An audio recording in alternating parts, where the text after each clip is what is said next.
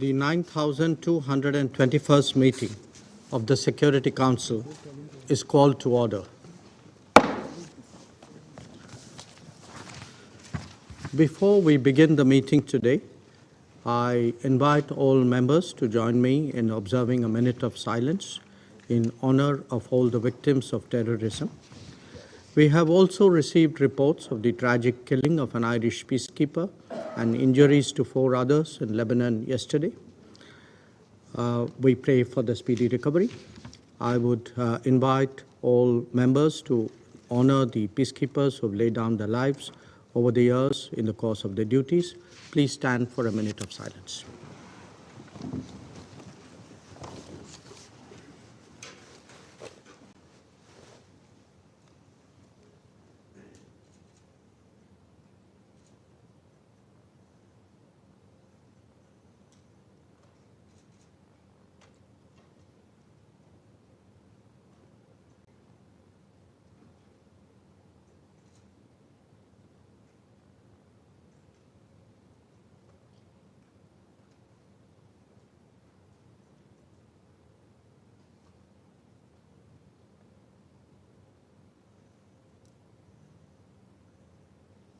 Please.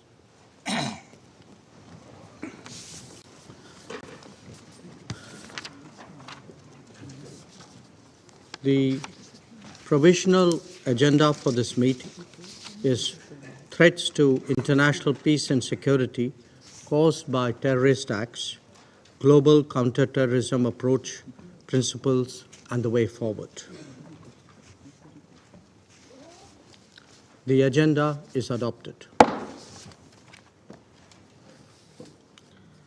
I would like to warmly welcome the distinguished ministers and other high-level representatives.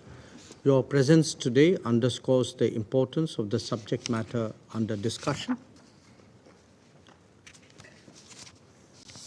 In accordance with Rule 39 of the Council's Provisional Rules of Procedure, I invite the following briefers to participate in the meeting: Mr. Vladimir Voronkov, Under-Secretary General, United Nations Office of Counter-Terrorism; Mr. Wei Xiong Chen, Acting Executive Director of the Counter-Terrorism Executive Directorate; and Ms. Anjali Vijay Kulte, Nursing Officer at the Kama and Albliss Hospital in Mumbai, a survivor of the 26/11 Mumbai terror attacks. It is so decided. The Security Council will now begin its consideration of item 2 of the agenda. I wish to draw the attention of Council members to document S/2022/906, a letter dated 5 December 2022 from the Permanent Representative of India to the United Nations, addressed to the Secretary General, transmitting a concept paper on the item under consideration. I now give the floor to Mr. Vladimir Voronkov. Mr. President, Excellencies, I thank the Republic of India for organizing this briefing during its presidency of the Security Council. The persistent global threat posed by terrorism not only requires this Council's continued attention, but also calls for a renewed collective approach, as laid out in the Secretary General's report on our common agenda. His new agenda for peace will outline a way forward to address converging risks and threats that include not only terrorism, but also armed conflict, a worsening climate emergency, poverty and inequality, the unregulated cyberspace, and not easy recovery from the COVID-19 pandemic. The magnitude and the complexity of today's threats to international peace and security require no less. And in this regard, I reiterate the Secretary General's call for strengthening multilateralism as a matter of necessity, not of choice.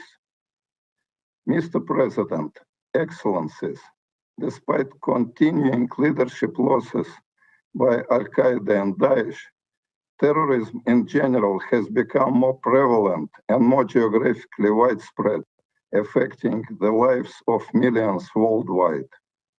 In recent years, terrorist groups such as Daesh, Al-Qaeda, and their affiliates have continued to exploit instability, fragility, and conflict to advance their agendas.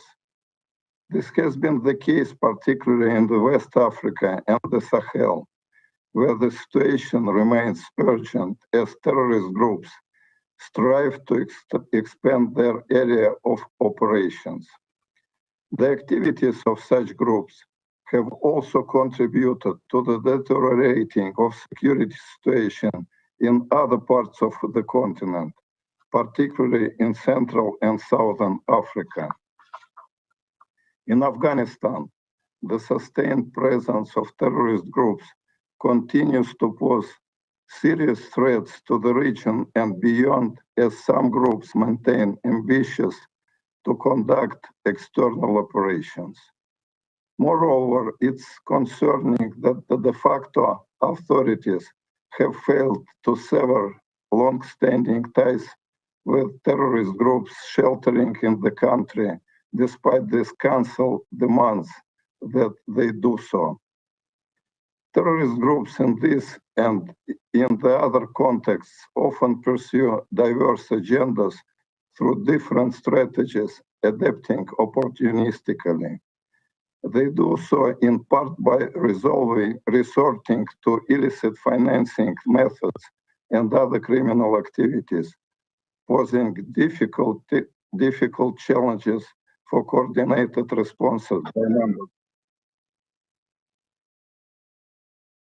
Others morph into or grafted themselves onto insurgencies that occupy territory and purport to assume state responsibilities.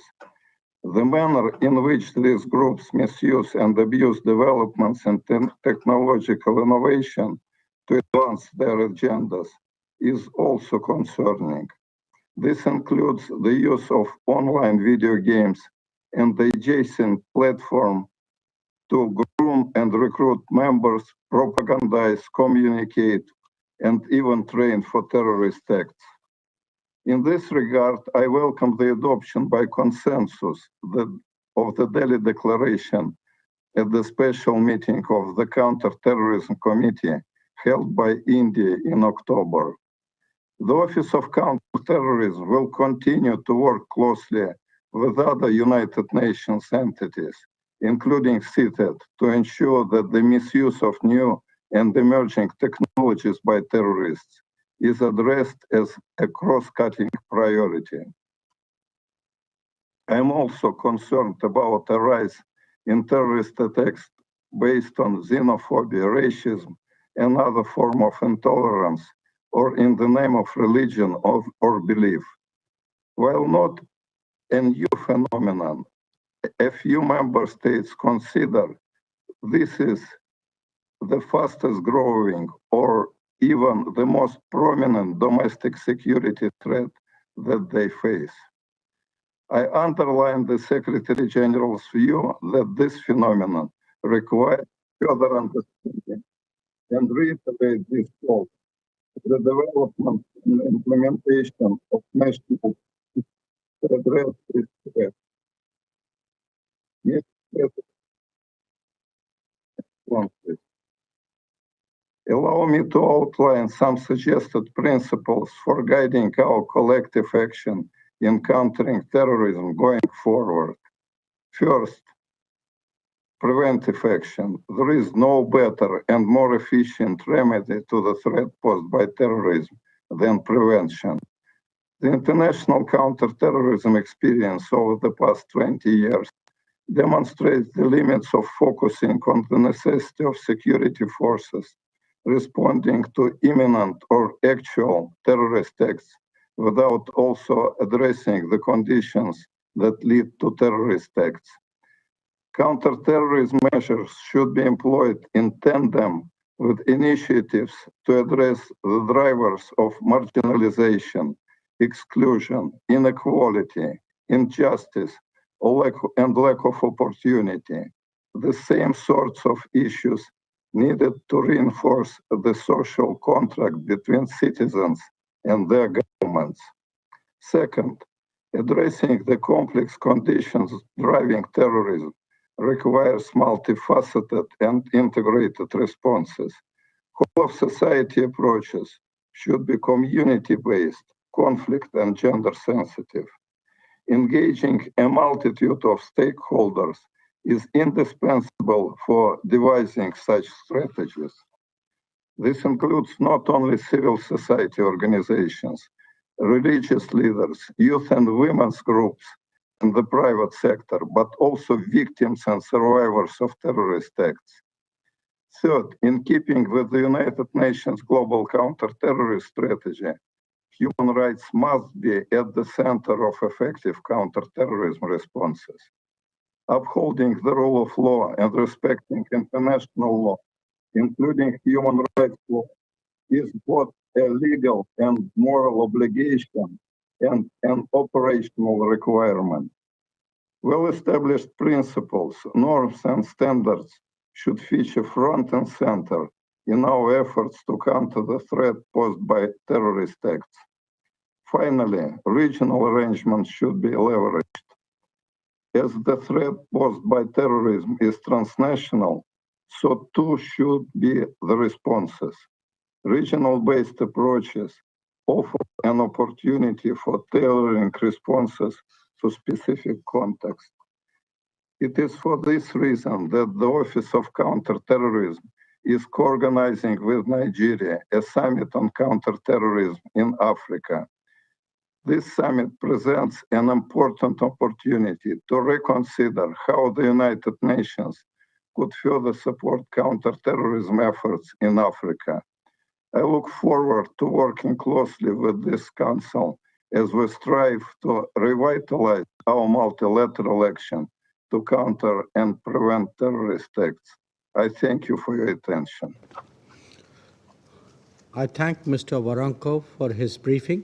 I now give the floor to Mr. Wei Xiong Chen. Thank you, Mr. President.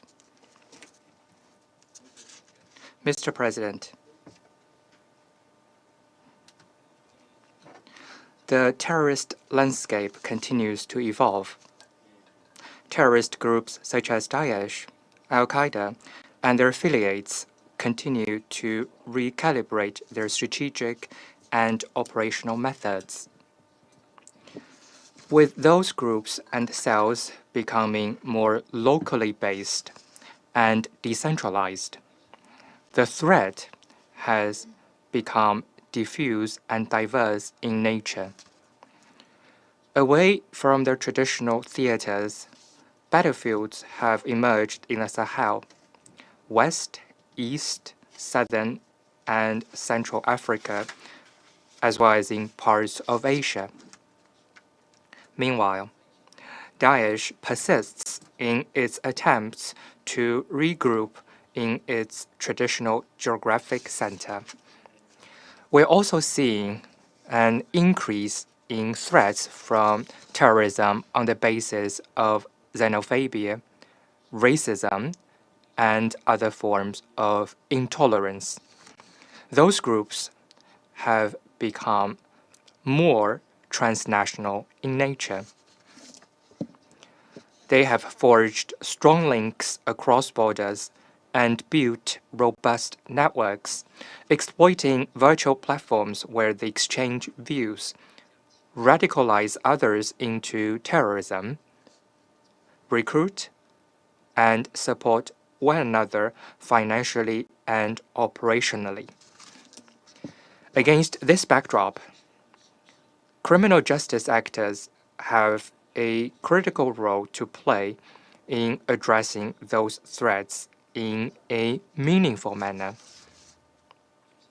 Mr. President, terrorists continue to exploit online platforms, including gaming platforms, to recruit and radicalize, raise funds, plan and coordinate operations, and disseminate propaganda. Against this backdrop, the Counter-Terrorism Committee held a special meeting on countering the use of new and emerging technologies for terrorist purposes in India, October the 29th and 28th, 2022. The Counterterrorism Committee Executive Directorate was able to provide its full support in organizing this special meeting, which saw the participation of key stakeholders, including member states, United Nations agencies, international and regional organizations, civil society organizations, the private sector, and members of CTED's Global Research Network.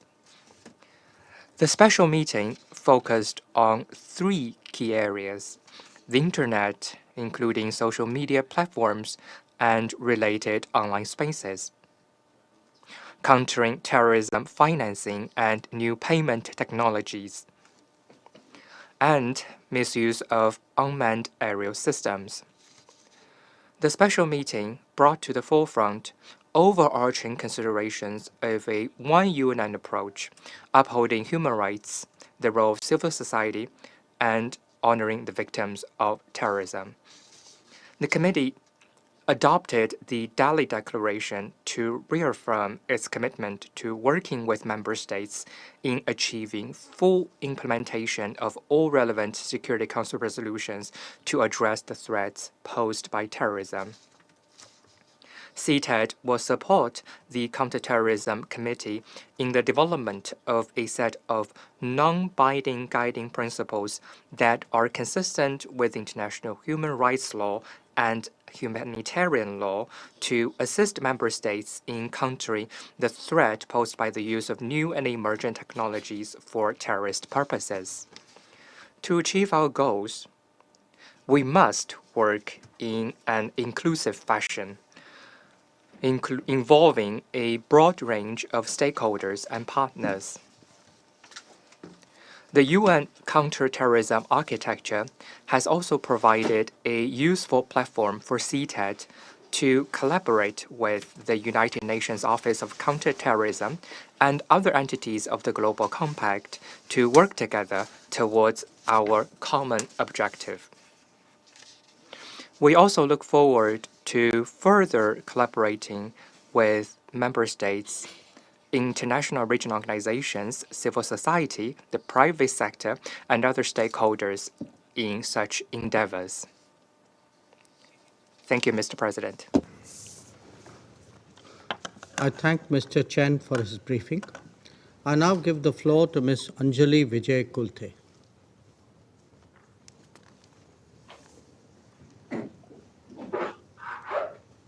Namaste, Mana.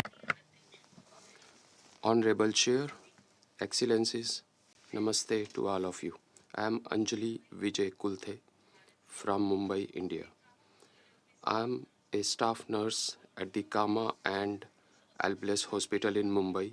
This is one of the earliest hospitals in India, established exclusively for women and children in 1886 with support from private donors. I have been working at this hospital for the last 22 years. I am one of the fortunate ones who survived the terrorist attack on the hospital on the night of 26 November 2008. As a victim and survivor of terrorism, I bring to this council's notice the voice of trauma and sorrow endured by families of victims and survivors of terrorist attacks from across the world.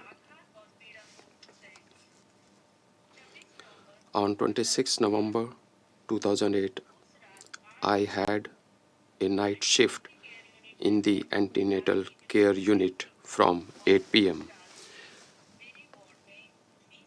20 pregnant women were under my charge that night. I had two helpers, Hira and Madhu, assisting me. An hour later, we were informed that the city's main railway station, around a mile away from the hospital, has been stormed by terrorists. Our senior officials called and asked us to prepare for an emergency. While we began preparing, we heard gunshots being fired at around 10:30 p.m. from behind the hospital. I and my helpers quickly moved to the window of my ward's bathroom. We noticed that two persons with guns entered the hospital after jumping over the wall. One of them fired at our window. We closely escaped the bullet, which hit one of my helpers' thumb and the lights of the ward. Hira's thumb was profusely bleeding, and the room became dark. I escorted her to the accident ward on the ground floor for the treatment. I also informed the chief medical officer of the hospital that terrorists have entered our hospital and are firing. As I rushed towards the ward on first floor, I saw the same two terrorists shooting the two security guards of the hospital. Both the security guards fell on the floor with their bodies heavily bleeding. I was extremely scared. I gathered courage and rushed to the first floor. I closed the main iron door and shifted all the patients to the pantry with the help of another staff. I locked the door and switched off the lights so that the shooters could not see the patients. At all costs, I wanted to protect my patients from firing by terrorists. While I was locking the door, I saw two terrorists rushing towards the second floor and being chased by some policemen. We heard firing continuously. We experienced heavy shocks because of explosion of grenades. While we were hiding in the ward, I thought to myself, death is inevitable in this life. Why not die valiantly?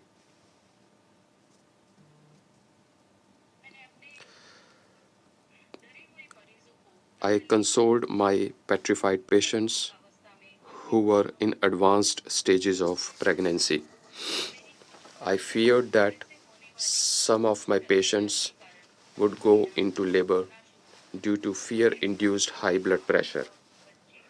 Such a condition could be extremely serious for both the mother and baby's life. And my fear came alive. Suddenly, a patient shrieked that she was going into labor. My medical officer could not come down from second floor. I felt helpless. I didn't know what to do next. Suddenly, I felt my uniform gave me the courage, and my passion for nursing gave me clarity of thought. I escorted my patient to the pregnancy ward, but she was scared and reluctant to come with me to the ward. I assured her and requested her to follow me. While we were climbing the staircase, we heard heavy gun firing and hand grenade explosions. With faith, I managed to get my patient to the labor room. A while later, we were able to midwife a healthy baby. Then I returned to my ward to check on my other 19 patients. We spent the whole night in complete darkness with patients locked up in rooms. We opened the doors next day morning as the police arrived.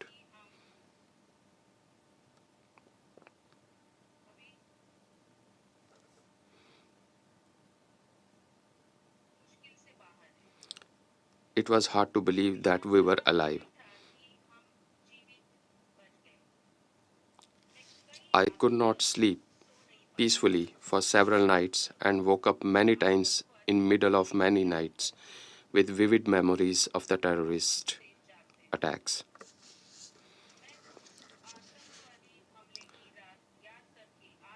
I shiver even today as I recall the night of terrorist attacks.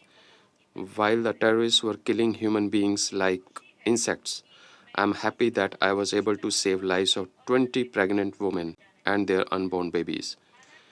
Although the terror and horror of that night is still alive with me, I soothe myself by thinking of the several lives I and my colleagues in the hospital saved.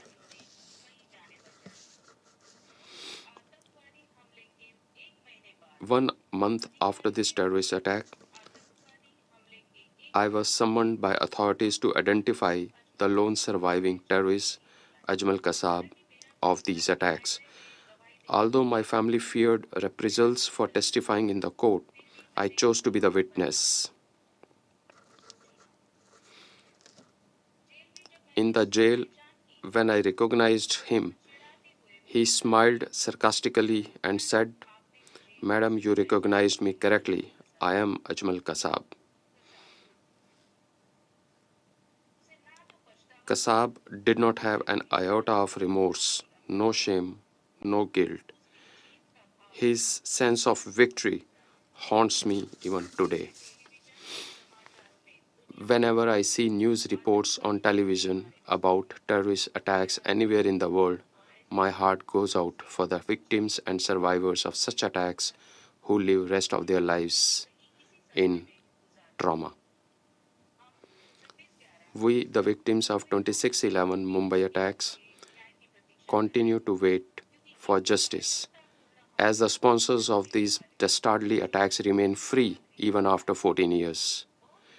Too many lives have been lost, too many children have been orphaned, too many people have been traumatized.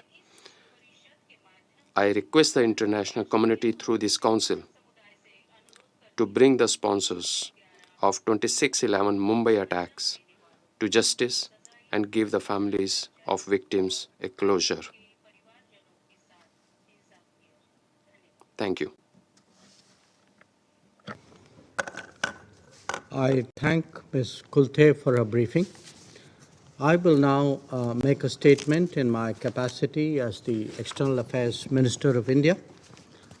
Excellencies, at the outset, I acknowledge the presence of the Honourable Ministers of Ireland, UAE, the UK, USA, Kenya, and Ghana, and all high-level representatives. I thank you all for accepting my invitation to participate in today's briefing. I would also like to thank Ambassador Vladimir Voronkov, the Undersecretary General for Counter-Terrorism, and Acting Executive Director Wei Xiong Chen for their briefings to the Security Council today. We value the work of the UNOCT in leading the UN efforts to assist member states by providing them necessary capacity building through its various global programs. I also thank Nurse Anjali Kulte, a valiant victim of the 26/11 terror attacks, from whom you've heard just now, who has vividly shared with us her recollection of the human costs of terrorism. Her testimony is a stark reminder to the Council and the international community that justice is yet to be delivered to the victims of several terrorist incidents, including the 26/11 Mumbai attack. This Council is well aware that terrorism is an existential threat to international peace and security. It knows no borders, nationality, or race, and is a challenge that the international community must combat collectively. India faced the horrors of cross-border terrorism long before the world took serious note of it. Over the decades, we lost thousands of innocent civilian lives, but we fought terrorism resolutely, bravely, and with a zero-tolerance approach.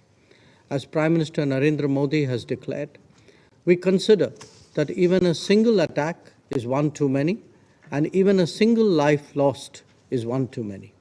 So we will not rest till terrorism is uprooted. Today's briefing is part of India's ongoing efforts in the Security Council to reinvigorate the counter-terrorism agenda. And that is overdue because the threat of terrorism has actually become even more serious. We have seen the expansion of Al-Qaeda, Daesh, Boko Haram, and Al-Shabaab and their affiliates. At the other end of the spectrum are lone wolf attacks inspired by online radicalization and biases. But somewhere in all of this, we cannot forget that old habits and established networks are still alive, especially in South Asia. The contemporary epicenter of terrorism remains very much active, whatever gloss may be applied to minimize unpleasant realities. On this occasion, let me therefore highlight 4 specific challenges with which the counter-terrorism architecture is currently grappling. 1. The issue of terror financing and state culpability, whether by commission or omission. The world may no longer be willing to buy the justifications and cover-ups as in the past. Through bitter experience, we know that terror is terror, whatever the explanation. The question now arises as to the responsibilities of the state from whose soil such actions are planned, supported, and perpetrated. 2. Ensuring the integrity and accountability of the counter-terror multilateral mechanisms and their working methods. They are on occasion opaque, sometimes driven by agendas, and at times even pushed without evidence. 3. Addressing double standards in countering terrorism, leading to concerns of politicization. Uniform criteria are not applied to sanctioning and prosecuting terrorists. It would seem sometimes that the ownership of terrorism is more important than its actual perpetration or its consequences. And 4, countering threats from the misuse of new and emerging technologies by terrorists. This is likely to be the next frontier of our battle. Let me dilate on each of these aspects briefly.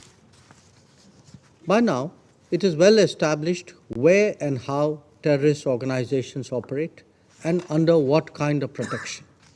Activities like recruitment, financing, and motivation are often done in the open. The days when it could be said that we were unaware are now behind us. Consequently, assigning responsibility is that much easier. The response of the sponsors of terrorism is not to give up, but to conduct and execute their agenda at an arm's length. To do this, they create narratives of limitations and difficulties. We buy such explanations at our own peril. The suggestion that states who are apparently capable on everything else but are only helpless when it comes to terrorism is ludicrous. Accountability must therefore be the bedrock of counterterrorism. The working methods of relevant mechanisms is also a subject of legitimate concern and debate. At one level, we have seen protections that come close to justification. Then there are evidence-backed proposals that are put on hold without assigning adequate reason. Conversely, there have even been recourse to anonymity so as to avoid taking ownership of untenable cases. The third challenge is how do we deal with differential standards both inside and outside the Council.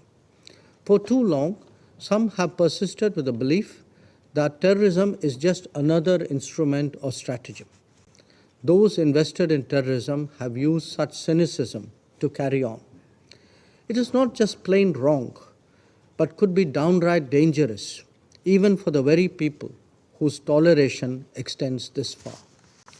The fourth challenge is the growing potential for the misuse of new and emerging technologies by extremists, radicals, and terrorists.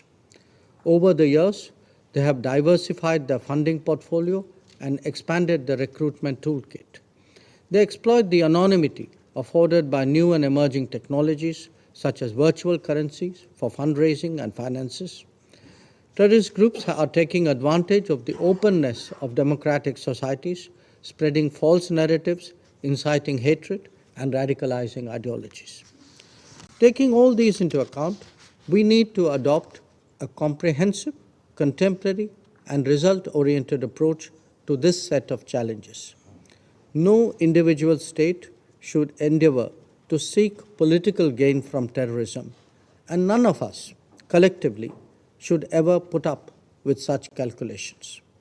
When it comes to tackling terrorism, we must overcome political differences and manifest a zero-tolerance approach.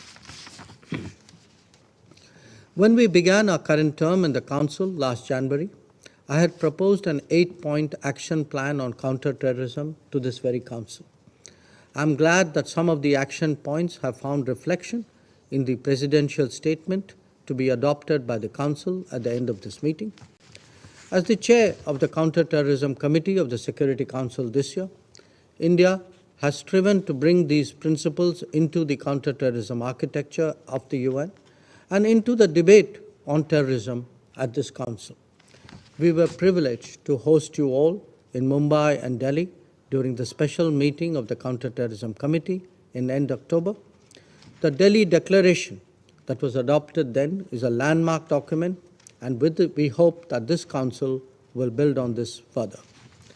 Let me conclude by emphasizing that we cannot let another 9/11 of New York or 26/11 of Mumbai happen again. In the last 2 decades, terrorism has been significantly countered and its justification delegitimized. But this remains work in progress. Combating terrorism is a battle in which there is no respite. The world cannot afford attention deficits or tactical compromises.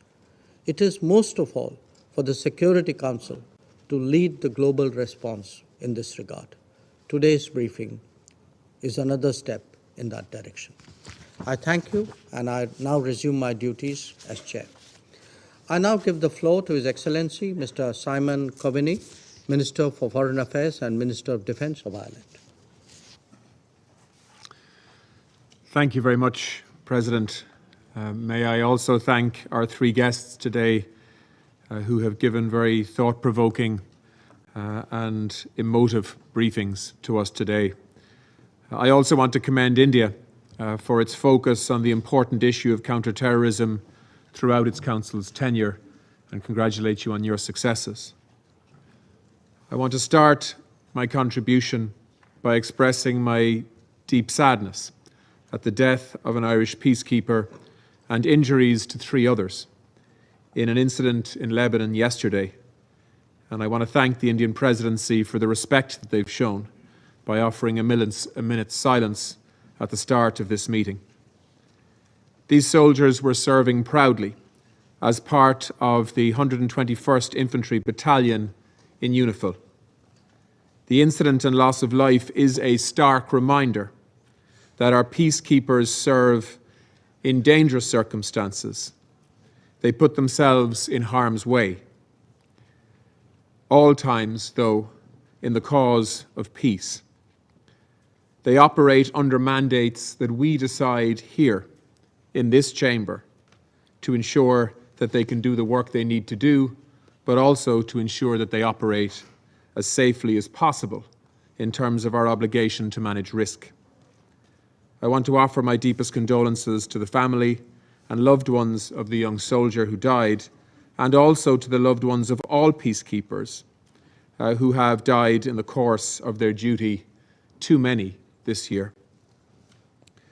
President, when I first addressed this Council after Ireland joined almost 2 years ago, I stated clearly that terrorism remains one of the gravest threats to international peace and security. Over the past 2 years, we have witnessed that threat evolve and unfortunately spread in the Sahel, in Afghanistan with the sheltering of Al-Qaeda and other terrorist groups under Taliban rule, in Iraq and Syria with a continuing threat. As Ireland prepares to leave the Council, I welcome the opportunity to reflect on how our counter-terrorism efforts can be more impactful. President, the most effective way to counter terrorism is to prevent it in the first place. Tackling the global terrorist threat means addressing its complex and varied drivers. We know that communities affected by conflict, poverty, inequality, poor governance, and human rights violations are more vulnerable to radicalization and recruitment. Unless we address the root causes, we resign ourselves to addressing the same security challenges over and over again. Respect for human rights and the rule of law are vital in preventing the growth of radicalization and extremism, and they are both critical components of effective counter-terrorism responses. Often, too often, measures adopted by states to counter terrorism have been misused to repress human rights and freedoms. In October, together with the UN Special Rapporteur, Fionnuala Ní Éireann, Ireland hosted an event highlighting the ways in which counter-terrorist financing measures are sometimes misused to target civil society, humanitarian actors, and human rights defenders. These actions serve only to drive radicalization and reinforce terrorist narratives. We must also heed the calls of our African partners, who have consistently advised us on the ways that climate change can aggravate the root causes of terrorism itself. Most UN member states, including the large majority on this Council, recognize the clear link between climate change and instability. It is staring us in the face. And it's high time that this Council acted on the facts. We know that there is a wealth of experience and analysis that civil society partners can provide on the issues of counter-terrorism. Yet the avenues for civil society to engage with the Council's counter-terrorism architecture are too limited. Dealing effectively with these issues, particularly the use of new and emerging technologies for terrorist purposes, requires a much more serious partnership with civil society. In addition, the full, equal and meaningful participation of women in counter-terrorism processes is also critical. Empowering women, ensuring that they are at the counter-terrorism table, fundamentally disrupts the status quo for the better. President, UN sanctions are one of the critical instruments employed by this Council to hold terrorists to account and to target them.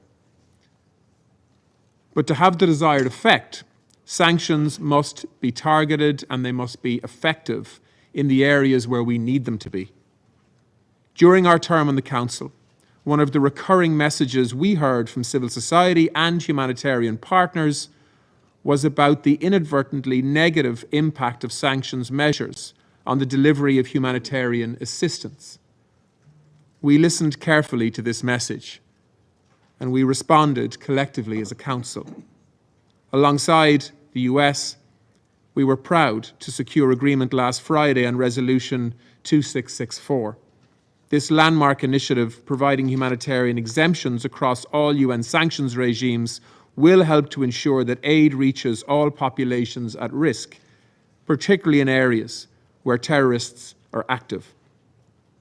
At a time of unprecedented global challenges, I am heartened that this Council took decisive action and provided a humanitarian lifeline to those experiencing conflict and terrorism. To conclude, if I may, let me offer some short reflections on our 2-year term on this Council. Just last week, we marked the 100th anniversary of the Irish Free State. One of its first actions was to seek membership of the then League of Nations. 100 years on, Ireland is steadfast in our commitment to multilateralism. To sit at this table, elected by the members of the General Assembly, is a great privilege. Those of us lucky enough to do so should be frank enough to admit that multilateralism is struggling today. We need reform. We need creative, responsive solutions to global challenges that could not even have been imagined by the drafters of the UN Charter. But most of all, we need political will. As our Prime Minister said in his speech during the High-Level Week this year, we have in this Council, in the General Assembly, and in other bodies, institutions and agencies that make up the United Nations, the space to discuss, to negotiate, to share experiences, and to craft solutions. We have an interlocking web of charters, of treaties, of norms, of resolutions, of international jurisprudence, of political declarations, and of agreed statements and conclusions. Our global structures are not perfect, we know that. No structures ever are in reality. But it is not our systems or our structures, nor our treaties or our charters that are fundamentally failing us today. It is the lack of political will to implement and uphold them that is the root cause of our failures in this Council.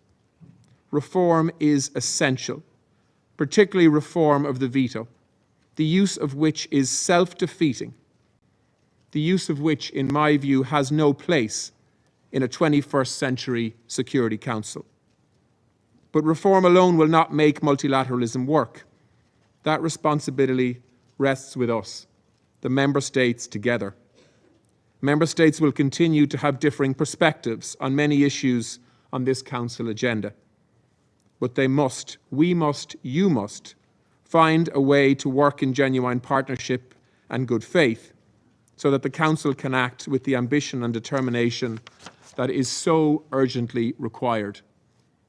Too often, we see narrow self-interest taking precedence. We see Council members blocking crucial decisions to protect themselves and/or their allies. President, Council members, whether permanent or elected, have reached this table in different ways. But once we are here in this chamber, surely we have a shared responsibility to defend international peace and security, and the hundreds of millions of vulnerable people who rely on us to do that. We must do better to live up to that responsibility. Thank you, President. I thank His Excellency, Mr. Coveney, for his statement. I now give the floor to Her Excellency, Ms. Noura bint Mohammed Al-Kabi, Cabinet Member and Minister of Culture and Youth of the United Arab Emirates. السيد الرئيس. Mr. President, I would like in the beginning to join my colleagues in expressing our sincere condolences, Your Excellency Simon Coveney, and the family of the Irish peacekeeper who was killed today by a callous attack while on duty in southern Lebanon. We wish a speedy recovery to all those injured. Mr. President, I thank the Republic of India for organizing this important discussion on the international community's approach to combating terrorism. I would also like to thank Undersecretary General Mr. Voronokov and the Acting Executive Director Mr. Chen for their valuable briefings. I have also listened attentively to the moving briefing by Ms. Anjali Vijay Kulte. Mr. President, over the past 2 decades and through this organization, we have enacted many policies and measures to address the terrorist threat. Most notably, this includes the historic adoption of Security Council Resolution 1373, which responds to one of the greatest challenges of this era that undermines stability as well as prosperity. And despite the significant efforts by the international community, international terrorist threats continue to evolve. The scope of such threats have become more widespread and tactics have grown more complex. Terrorist groups continue to exploit natural resources to finance their operations and use modern technology to launch cross-border terrorist attacks. They have also used the vacuum of authority to distort international attention because of the competing crises in the world. Mr. President, We have made great strides towards strengthening international cooperation and building capacities and developing strategies as means to combat terrorism. However, we realize there is still a long way to go to eradicate terrorism. Therefore, we must maintain international momentum and vigilant in identifying shortcomings and preventing the exploitation of gaps. We must also be more flexible to keep pace with the evolving methods of terrorists and must be proactive in our prevention of extremism and terrorism. These concerns point to the importance of our discussion today. I would like to highlight three main aspects that we should focus on. First, the geographical scope of terrorist activities is expanding. The African continent has not been spared, like others, from the repercussions of this scourge. Nearly half of the victims of terrorism in the world are in Africa, where terrorist groups seek refuge in search of shelter and breeding ground. Therefore, it is no longer enough for the Council to focus on certain terrorist groups to the exclusion of others, especially considering the transnational nature of terrorist threats. Thus, it is imperative to harness all tools available to the Council, including sanctions committees, to curb terrorist activity. Additionally, regional and local efforts must be supported, and coordination with actors, including women and youth, must be intensified. Second, terrorists use sophisticated means and methods. Terrorist groups have proven their ability to exploit technological advances, including drones and digital currencies. Accordingly, the Delhi Declaration on combating the use of new and emerging technologies for terrorist purposes represents an important step upon which we look forward to bridging gaps and developing solid regulatory frameworks for the participation of governments and the private sector at the local and global level. Third, terrorism in all its forms must be addressed through comprehensive and multilateral strategies that focus on prevention. We will not be able to eradicate terrorism without exposing extremist ideologies that fuel violence and hatred, as well as incite killing and destruction. Therefore, we must insulate our societies from extremism and address its root causes. The UAE has therefore committed to work through a comprehensive framework to counter extremism. This includes rejecting all attempts to distort and exploit Islam by raising awareness that tolerance, peaceful coexistence, and celebrating diversity are inherent values in Islamic culture. The UAE's public and private institutions have launched several initiatives in cooperation with regional and international partners to eliminate extremism in a sustainable manner. One clear example is the Human Fraternity Conference, hosted by the United Arab Emirates. The conference resulted in the signing of the Human Fraternity Document for World Peace and Coexistence by Pope Francis and Grand Imam Sheikh Al-Azhar Sharif Ahmed At-Tayyib to catalyze dialogue on coexistence and brotherhood among people, and to promote these values globally.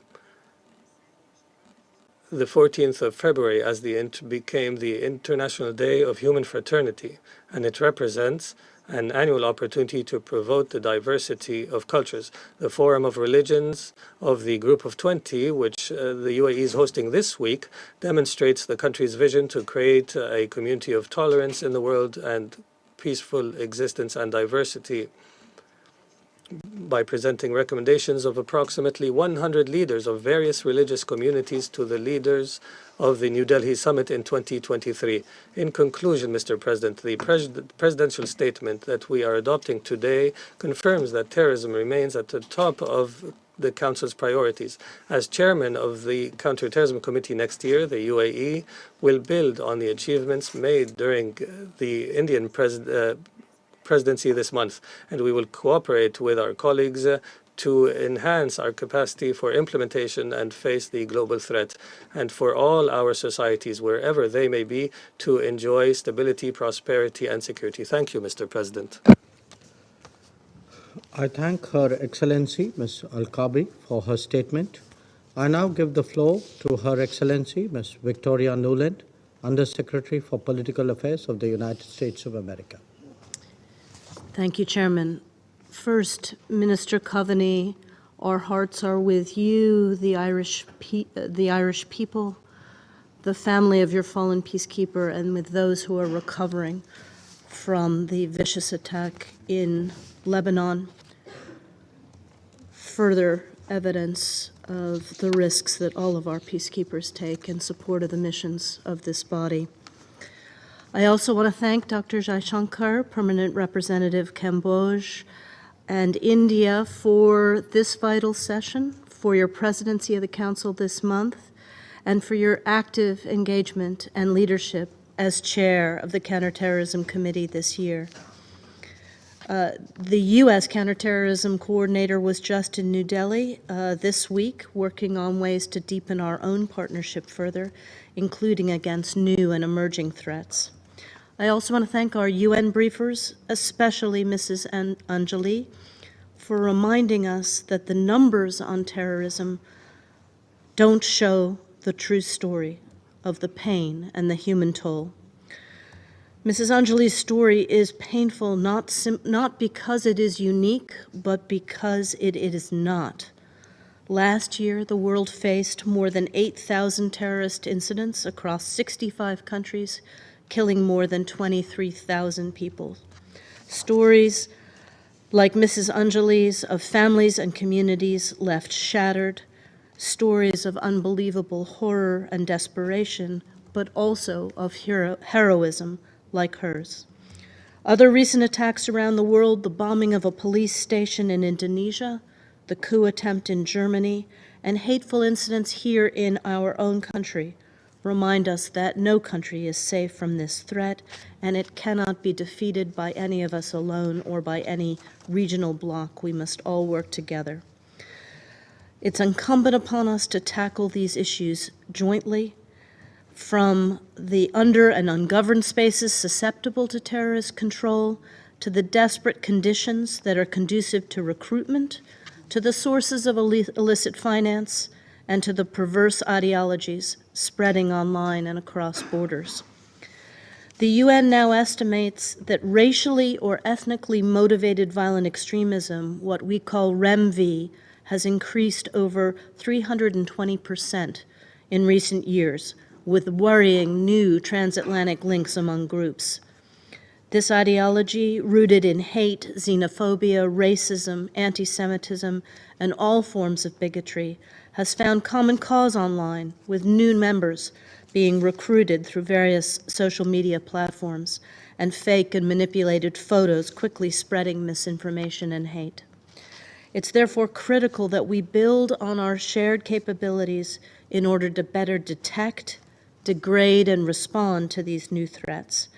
That's why we are working with partners now to strengthen domestic law enforcement, judicial capabilities, border security, improve intelligence and information sharing on these threats, and sever key sources of terrorist financing.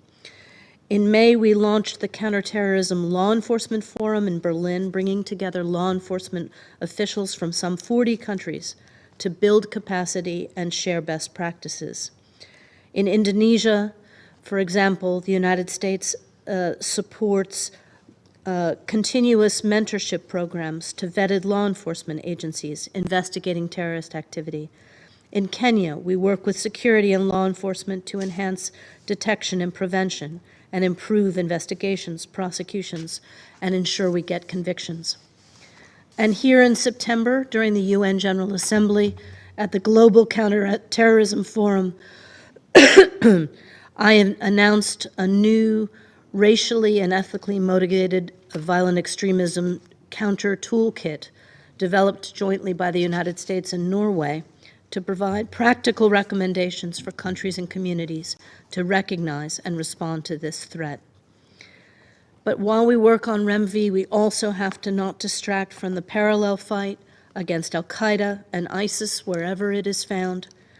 Despite our success of the global coalition to defeat ISIS and the decisive strike against al-Qaeda leader Ayman al-Zawahiri in July, the threat is significant.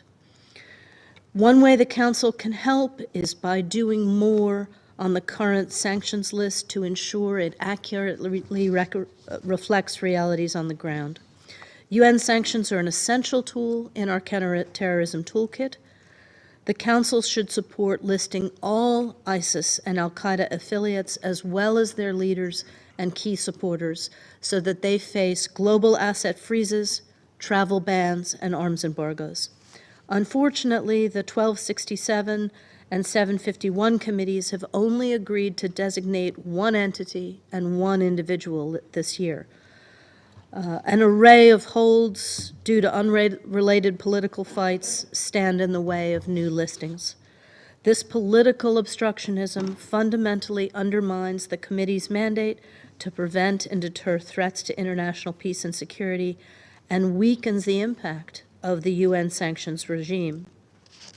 We've been pleased to co-nominate several listings with India on ISIS and al-Qaeda, and we hope that the 1267 committee will move forward with these and other new nominations.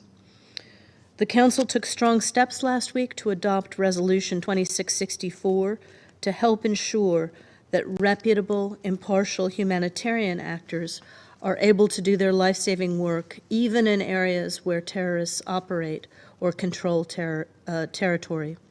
This is going to ensure that those in need get the help they need and that they're not left simply at the mercy of the terrorists. We simply can't afford to leave these civilians exposed to the predations of malign actors who fail to meet their basic needs and often steal from them and destroy their property and take their lives. We are very grateful for the efforts of humanitarian organizations to advocate for this resolution and to ensure that they can help vulnerable populations. It's also critical that counterterrorism campaigns not be used as a pretext for member states to violate fundamental freedoms themselves. And it's concerning that some member states seek to undermine the advances on gender, civil society, and human rights made in Security Council resolutions and the global counterterrorism strategy. We've seen time and again that counterterrorism cannot succeed through sheer force and hard security measures alone. As I was reminded during my recent travels to Burkina Faso, Mali, Mauritania, and Niger, to be truly effective, as many have said, counterterrorism needs to be nested in a whole-of-government, whole-of-society effort. We have to nurture good governance, respect for human rights, access to education, healthcare, and economic opportunity. We have to support governments and their ability to deliver for their citizens. That is key to breaking the cycle of violent extremism.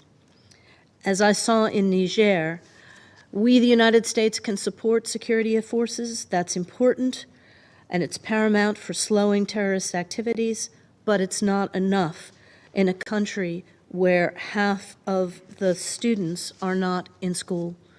As Nigerian President Bazoum himself says, this kind of lack of education is a driver of the next generation of insecurity and terrorism. We must ensure that women and girls have safe access to education, to healthcare, and to economic opportunity, and that their communities and their countries are more stable and more prosperous. That's why we are focused on implementing the current robust global counterterrorist framework focused on a whole-of-society approach. I also have to register the United States' deep concern over the untenable situation in northeast Syria, in the detention centers where the single largest group of terrorists anywhere in the world currently resides, and also the Al-Hol displaced persons camp with over 50,000 associated women and children. With approximately 10,000 foreign fighters in detention in northeast Syria, ISIS will seek to exploit regional instability to continue to pursue its Break the Walls campaign, freeing prisoners and replenishing its ranks. That's why we are working with all of you to spearhead an urgent effort to improve security coordination and encourage countries to repatriate, rehabilitate, reintegrate, and where appropriate, prosecute their nationals who participate in violent extremism. As part of this approach, our Department of Defense is working to construct a new all-purpose detention facility in neighboring Rum-Meilon that'll be managed by the Syrian Democratic Forces to securely and more humanely accommodate detainees. Finally, I would want to just note that I came from Washington yesterday evening, where we are hosting 49 African heads of state gathered for a U.S.-African Leaders Summit. Over the past few days, we've engaged in meaningful efforts to advance shared peace and security, spur economic growth, revitalize democracy, improve health infrastructure, and overcome global food and energy insecurity, and tackle the climate crisis, priorities that everyone around this table shares. But all of these shared goals are put at risk by the pervasive threat of terrorism. And the inverse is also true. If we can make progress against these goals, we drain the swamp where terrorism lives and thrives. So as we look collectively to overcome the cumulative destabilizing impact of COVID, climate shocks, armed conflict, including Russia's brutal war on Ukraine, we cannot afford to fail here. Next year, the General Assembly will review the global counterterrorism strategy, and we urge the international community to unite to address the scourge of terrorism, because, as Mrs. Anjali has reminded us in painful detail, the consequences of failure must not be acceptable to any of us. Thank you. I thank Her Excellency, Ms. Newland, for her statement. I now give the floor to His Excellency, Lord Tariq Ahmad of Wimbledon, Minister of State at the Foreign, Commonwealth and Development Office, and the Prime Minister's Special Representative for Preventing Sexual Violence in Conflict of United Kingdom of Great Britain and Northern Ireland. Thank you, Mr. President. Before I go any further, may I join on others and express the deepest condolences to my dear friend Simon Coveney and all the people of Ireland at the tragic loss of a peacekeeper in Lebanon, someone who was doing their job, and indeed in extending our prayers and best wishes for the recovery of those injured. Once again, I join with him in our strong solidarity for those who represent this organization on the world stage in some of the most difficult places in the world, and ultimately, as we've seen tragically, pay with their lives. We pay tribute to their bravery and courage, and our prayers and best wishes go for the quick recovery of those injured. Mr. President, may I firstly thank you. It's a great pleasure to join this Security Council meeting under your stewardship, and I pay tribute to India over its stewardship and contributions to this Security Council, particularly on this issue of counterterrorism during its tenure on the Security Council. And the government of India deserves immense credit for the focus they have brought on the issue of counterterrorism and also what lies beneath and what drives terrorism, which is a perverse ideology of counter and of extremism, and we need to work together to counter this. May I join also in thanking our three briefers, Mr. Volonkov, who I know well. I'm sorry we're not seeing each other in person today, Mr. Chen, and of course the inspiring testimony, bravery and courage we heard from Anjali Vijay Kulta. Anjali ji, आपकी वराता और बहादुरी आतंकवादियों के खिलाफ के लिए हम सबका हमारी तरफ से बहुत-बहुत धन्यवाद. The meetings that India has led, particularly the excellent counter-terrorism committee meetings in Mumbai and New Delhi, I was delighted that my dear friend, the Foreign Secretary, was able to join, and it set out our strong position of working together with India and indeed all international partners as we work together to counter the global threat of international terrorism. It is a threat, colleagues and friends, that is ever evolving. It is a threat that is becoming ever more complex, and it requires collective and comprehensive solutions and responses.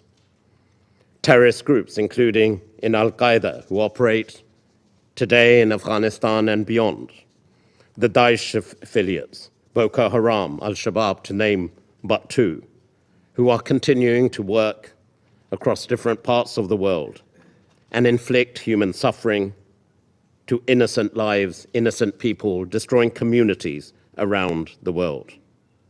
But we also need to recognize and be cognizant to the fact that these terrorist organizations are increasingly employing new methods of radicalization, the drivers of terrorism, and evolving tactics. They use innovative ways of technology. Even in the United Kingdom, we continue to face this challenge. Young minds being corrupted, the circumvention of the front door as technology is used as a tool to radicalize young men and women. And these evolving tactics require a response from ourselves as well to ensure that we counter this abhorrent ideology. We must also make effective use of our sanctions regimes to prevent terrorists from acquiring weapons and financing. We must adapt and evolve our own counter-terrorism efforts, prevent terrorist exploitation of emerging technologies, and indeed of vulnerable communities. Radicalization takes place through innovative technology means. We need to ensure we counter it through similar measures. And as we tackle terrorism, we must be vigilant and uphold three important principles. Firstly, we urge all colleagues, friends, member states to address the real drivers of terrorism and violent extremism using a whole-of-society approach. We must work with communities, with faith leaders, to address and eradicate the perverse ideologies which are used to drive these abhorrent crimes of terrorism. The United Kingdom is working with our partners to understand how the UN can better incorporate civil society perspectives into its work. Secondly, our policy and programming should understand and address the gender dynamics of terrorism. We know that terrorists and violent extremists are perpetrators of sexual violence. 2 weeks ago, I had the honor to host, on behalf of the United Kingdom, an international conference on preventing sexual violence in conflict and to strengthen our collective global response. I was honored to host, amongst others, Nobel Peace Laureate Nadia Murad and many other survivors of sexual violence who spoke about the need for governments to do more to end these atrocities. And there is also an important solution. In hearing Anjali Ji today and her bravery and courage, we need to ensure those who survive, those who experience the scourge of terrorism, that we work with them hand in glove to ensure they inform our policies and what we can also do in working together to eradicate extremist ideology. We also, and I join with the Foreign Minister of Ireland, to call upon why is it in 2022 we are having this conversation of involving more women.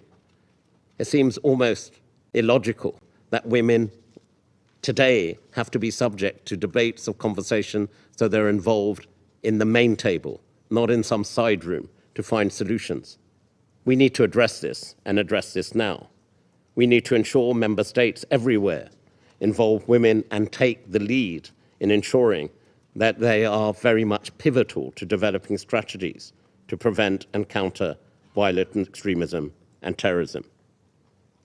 Those strategies must address activity that specifically target women, indeed as potential perpetrators, victims, and influencers in their communities. And thirdly, I just wanted to touch on the importance of human rights in our responses.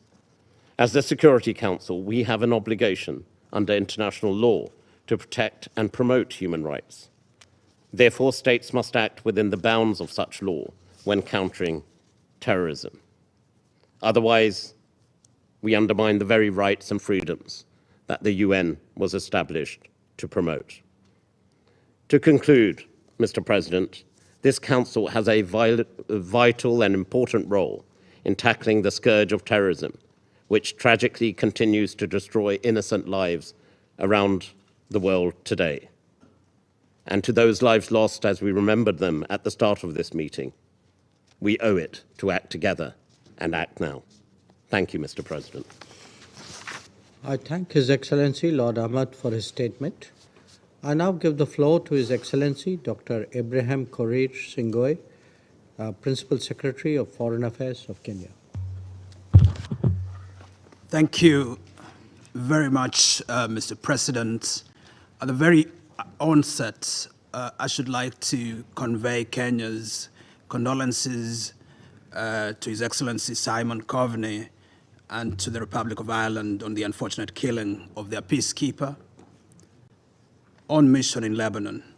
This underscores the need to work together to ensure the protection of all peacekeepers as they carry out their very critical mandate. I wish to congratulate Your Excellency, Dr. Jaishankar, for convening this important event. I commend India's stewardship of the Security Council Counter-Terrorism Committee for the last 12 months. The historic adoption of the Committee of the Delhi Declaration on Countering the Use of New Emerging Technologies for Terrorist Purposes this October reflects this leadership. I also thank Mr. Vladimir Voronkov and Mr. Shen Wegziongs for their briefings. Madam Anjali Vijay Kulte, your story as a survivor of terrorism is one of courage and resilience. You are an inspiration to many around the world who've suffered from these heinous acts. Mr. President, terrorism and violent extremism constitute grave threats to international peace and security. The bulk of the Security Council's counterterrorism measures are responses to the prominent targeting of member states by Al-Qaeda and its affiliates. The attacks of September the 11th, 2001 here in New York being a prime example. Unfortunately, despite the many countermeasures that have been instituted since then, this threat is persisting and even spreading dangerously. In several parts of Africa, terrorist groups with the support of foreign terrorist fighters and inspired by Al-Qaeda and Daesh ideologies are destabilizing and even holding governments at ransom. They're exploiting intercommunal tensions to increase their recruitment and radicalization and to intensify attacks across the continent. Mr. President, Kenya's counterterrorism is multi-agency and multi-sectoral. The lessons we've learned in building it may serve as useful examples to others. In the last 5 years, we've developed some of the most advanced disengagement and reintegration capabilities in the world. Operational decision-making is undertaken from the national to the local level and includes multiple security and non-security institutions. The intelligence, criminal justice, and administrative government structures work hand in hand. Every one of Kenya's 47 subnational counties has developed prevention strategies, and there are different stages of implementation. Equally, civil society is involved, reflecting the Kenyan people's commitment to this national priority to prevent and defeat terrorists. Over time, this has contributed to a marked reduction in the number of attacks and critically has blocked off any public legitimacy in any section of our citizenry for terrorist groups. With this example in mind and bearing in mind the need for a unified front to ensure effective and sustained counterterrorism, I wish to make 5 recommendations. First, counterterrorism against Al-Qaeda and ISIS groups should never cede ground to their extreme political demands and should offer no path to legitimacy. Too much counterterrorism is too kinetic and narrowly technical. It misses the essentially political, social, and even cultural dimensions of the threat. As such, counterterrorism measures that serve to to minimize the worst excesses of terrorists without being adequate enough to realize sustained victory are often deployed. The United Nations and states must add political, economic, and social tools to their counter-terrorism efforts. They must also make it clear that terrorism will not offer a path to political legitimacy or power to terrorist groups or militants who employ this form of violence. Campaigns to negotiate with Al-Qaeda and ISIS-affiliated militant groups should differentiate between factions that are willing and able to renounce transnational terrorism and aims opposed to the United Nations Charter and its articulation in national constitutional and legal regimes. Second, counterterrorism must be linked to broader state and civil efforts to deal with its root causes. Political exclusion and marginalization, lack of economic opportunities, weak governance, persistent armed conflicts, and serious historical grievances create conditions for militancy that escalate into terrorism. In addition, the illegal exploitation of natural resources and natural resource conflicts, returning foreign fighters, particularly in populations dealing with climate change effects, are compounding agents. In short, fundamental changes in development and improved governance, reflected in inclusive and competent government, are requirements to overcoming the spread and entrenching of Al-Qaeda and ISIS groups. Third, the full weight of the Security Council's counterterrorism measures must be brought to bear in equal measure and without discrimination. Kenya has consistently called for the application of the Resolution 1267 sanction regime on all affiliates of Al-Qaeda, particularly Al-Shabaab. But few members of this council have resisted this petition, even as they unilaterally sanctioned the group for the reasons we seek its inclusion in UN sanctions. Last December, we negotiated for humanitarian carve-outs in Resolution 1267. We're glad to see that our aim then is being realized in a humanitarian carve-outs resolution. We hope these will clear the way for the listing of all groups that are formally and operationally linked to Al-Qaeda and ISIS. We agree with India that the de facto practice in the Security Council of classifying terrorists in inconsistent and opaque ways must be brought to an end if our counterterrorism efforts are to succeed. 4, at the technical level, cooperation for information sharing and capacity building is critical. We encourage enhanced collaboration at regional and global levels, including on capacity building initiatives by states who have advanced the prevention and countering of terrorism and violent extremism. We commend continued efforts of the United Nations counterterrorism entities in coordinating technical assistance and capacity building in support to member states in this respect. Fifth, in view of the current technological trends, we need to build partnerships on digital space and new technologies.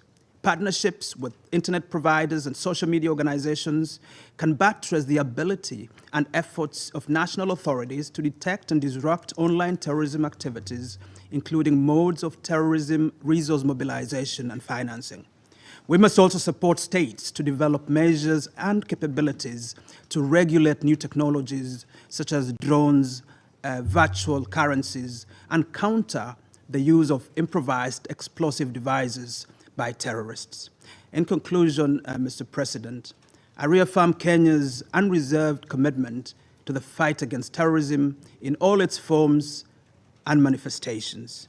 I thank you for your attention. I thank His Excellency, Dr. Singh-Goy, for his statement. I now give the floor to His Excellency, Mr. Ramesses Klele, Permanent Secretary of Ghana. Thank you. Mr. President, Your Excellency, the Minister of External Affairs of India, Ghana conveys deep condolences to India on the unfortunate loss of lives of peacekeepers while on a worthy cause for humanity. We are also grateful to the two briefers, Mr. Voronkov and Mr. Wenshong Cheng, for providing excellent context to our discussions. And finally, we commend Ms. Vijay Kulte on her bravery and courage to share her story with the international community. Mr. President, Ghana commends India's choice of the theme for this debate of the Council. I believe this discussion will engender a new sense of urgency among states and gave added impetus to existing efforts to address the menacing activities of terrorists. We thank Undersecretary General Vladimir Voronkov and the Acting Executive Director once again for setting the stage of what promises to be an open and frank discussion on a matter that must be at the top of the agenda of the Council. We acknowledge the efforts of the United Nations Office of Counter-Terrorism in assisting member states to implement the UN Global Counter-Terrorism Strategy and encourage the further collaboration of the UNODC with member states in the face of the rising threat of terrorism. Terrorism represents the most significant evolution of the threats to international peace and security that this Council is mandated to address. It represents a huge burden on our fragile society or security architecture as it converges with existing security threats to expose weaknesses in national, regional, and global mechanisms to protect our people. And it affects nations, regions, and our international community in profound ways, setting back our progress as a civilization. The urgency to act becomes pressing by the day as the emboldened terrorists now seek to gain access to maritime resources, more endowed territory, and highly urbanized and more developed terrain. The nature and gravity of the threat to international peace and security and to international commerce and investments needs no further elaboration. And it strikes at the heart of our efforts to achieve the 2030 Agenda for Sustainable Development, as the attacks compound the developmental challenges facing communities worst affected by terrorism. In order to respond to the daunting challenges terrorism and violent extremism pose, our collective response must match the gravity of the threat to all our countries. The transnational character of terrorism provides justification for us to be global in our approach and coordinated in our actions. It is in this context that Ghana reaffirms her commitment to the global counterterrorism strategy and the implementation of all 4 pillars of the strategy in the ongoing war against international terrorism. We will continue to work with all member states in this regard. Mr. President, against that backdrop, I wish to highlight 4 key points. First, despite the continuing absence of a definition on terrorism, the international community cannot afford to be disunited in its actions to counter the threats that terrorist groups pose. We believe that to successfully detect, disrupt, and deter terrorist acts, there is a need for a shared view, common understanding, and equal commitment to executing the counterterrorism frameworks, particularly through proactive national initiatives and improved international collaboration. Such a goal requires the Council and the wider international community to adopt a zero-excuse and zero-tolerance policy when it comes to the treatment of terrorist groups. There should be no differentiation between terrorist groups, as differential treatment would only undermine efforts to combat terrorism in a disproportionately affected by conflicts. They hold unique perspectives that may help improve the response to the underlying drivers of terrorism and violent extremism. Fourthly, terrorist groups engage in illicit trade in natural resources, raise revenue from illegal taxes imposed in territories they control, and use the dark web to raise and move funding. Our aim must be to dry up these sources of funding for their nefarious activities. To do so, countries affected by terrorists and their networks must be adequately supported with the funding needed to undertake operations to monitor the movement of money in and out of their borders and to regain control of the territories controlled by terrorists. Member states in the front line of terrorism accordingly require greater international solidarity, especially in these difficult times, when 3 years of multiple crises have diminished the capacity to counter terrorism. We equally encourage enhanced budgetary support for UNOCT and call for sustained funding for the implementation of the global counter-terrorism strategy. Mr. President, before concluding, let me share briefly some elements of Ghana's implementation of the strategy with a strong focus on prevention as the primary objective that needs to be pursued in addressing terrorism. Ghana has adopted a whole-of-society approach by involving the private sector and civil society organizations in addressing the underlying motivations for terrorism, while also taking a gender-sensitive approach to combating terrorism. This is helping to reduce the vulnerability of youth groups to radicalization and recruitment through the opening of further opportunities for them to fulfill their legitimate aspirations. We have also undertaken a wide array of measures for institutional development and to safeguard vulnerable communities, critical national infrastructure, mobility corridors, and public spaces and cyberspace corresponding to the second pillar of the strategy. Within the context of the third pillar of the Global Counter-Terrorism Strategy, we continue to cooperate with ECOWAS, the African Union, and the United Nations, and believe in strong partnerships for regional-led counter-insurgency operations, as well as cross-regional intelligence sharing to halt the cross-border collaboration by terrorist groups.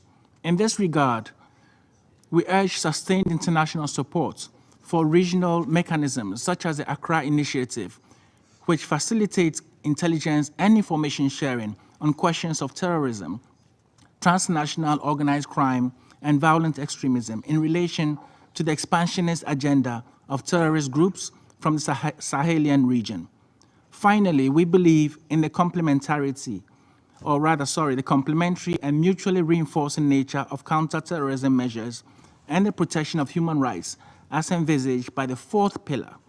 In our national strategy for prevention and suppression of terrorism, special attention has been placed on the protection of human rights, and any measures taken to combat terrorism fully comply with our national constitution, which has some of the highest standards of human rights, as well as with our obligations under international law, in particular, human rights law, refugee law, and international humanitarian law.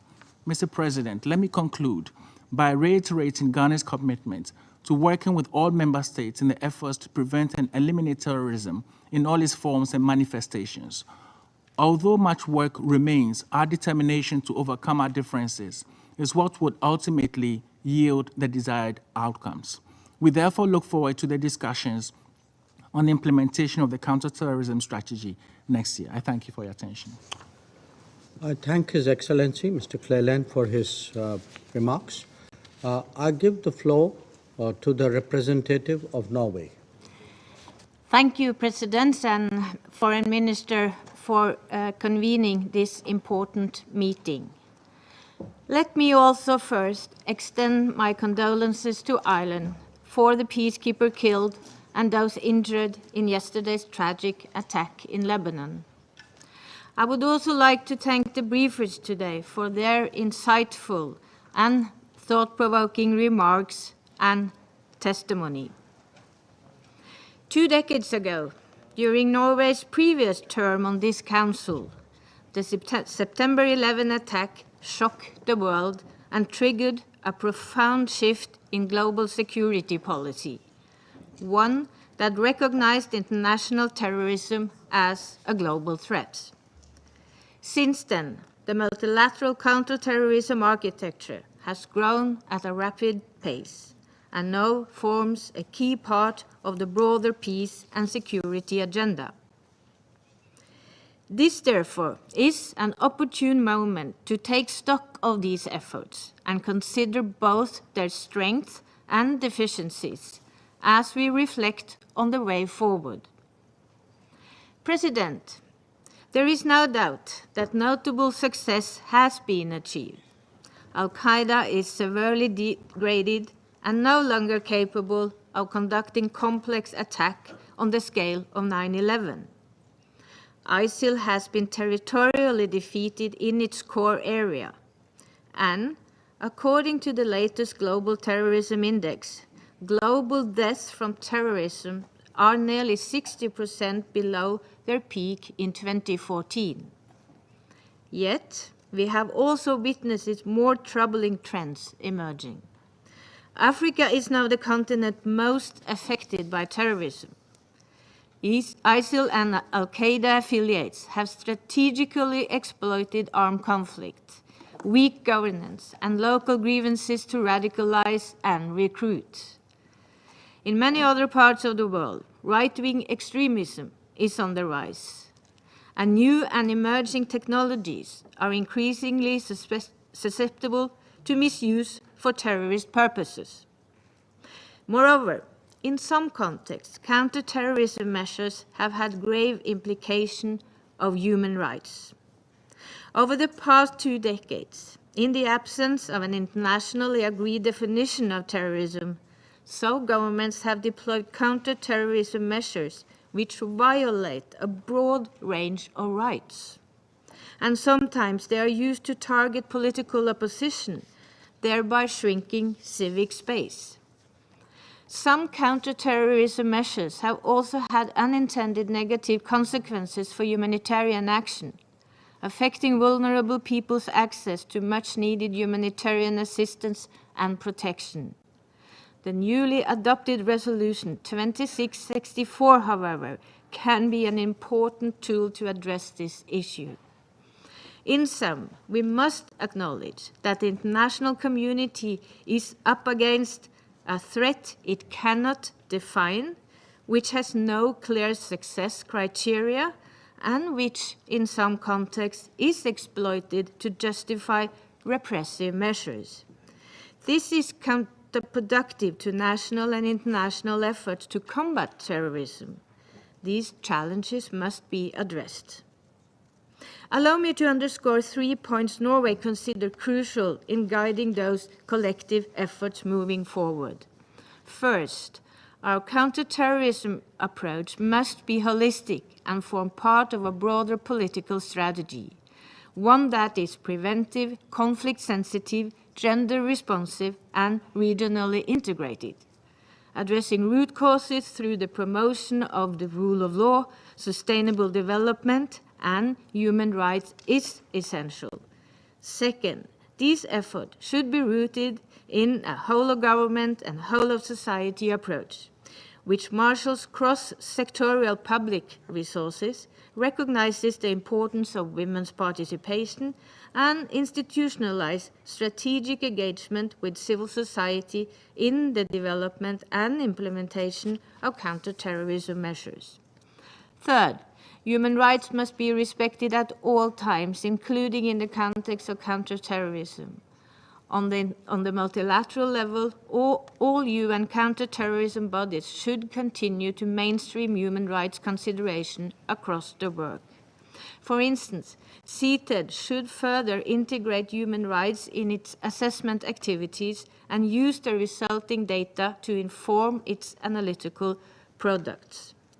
In conclusion, President, Norway believes these principles are key to strengthening future counter-terrorism efforts. If adhered to, it is our hope that in another 20 years, the issue will no longer be on our agenda. Thank you.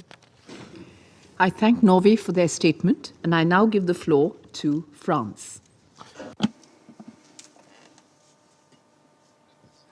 Madam President, I would like to begin by expressing the condolences of France to Ireland after the death of a blue helmet in Lebanon.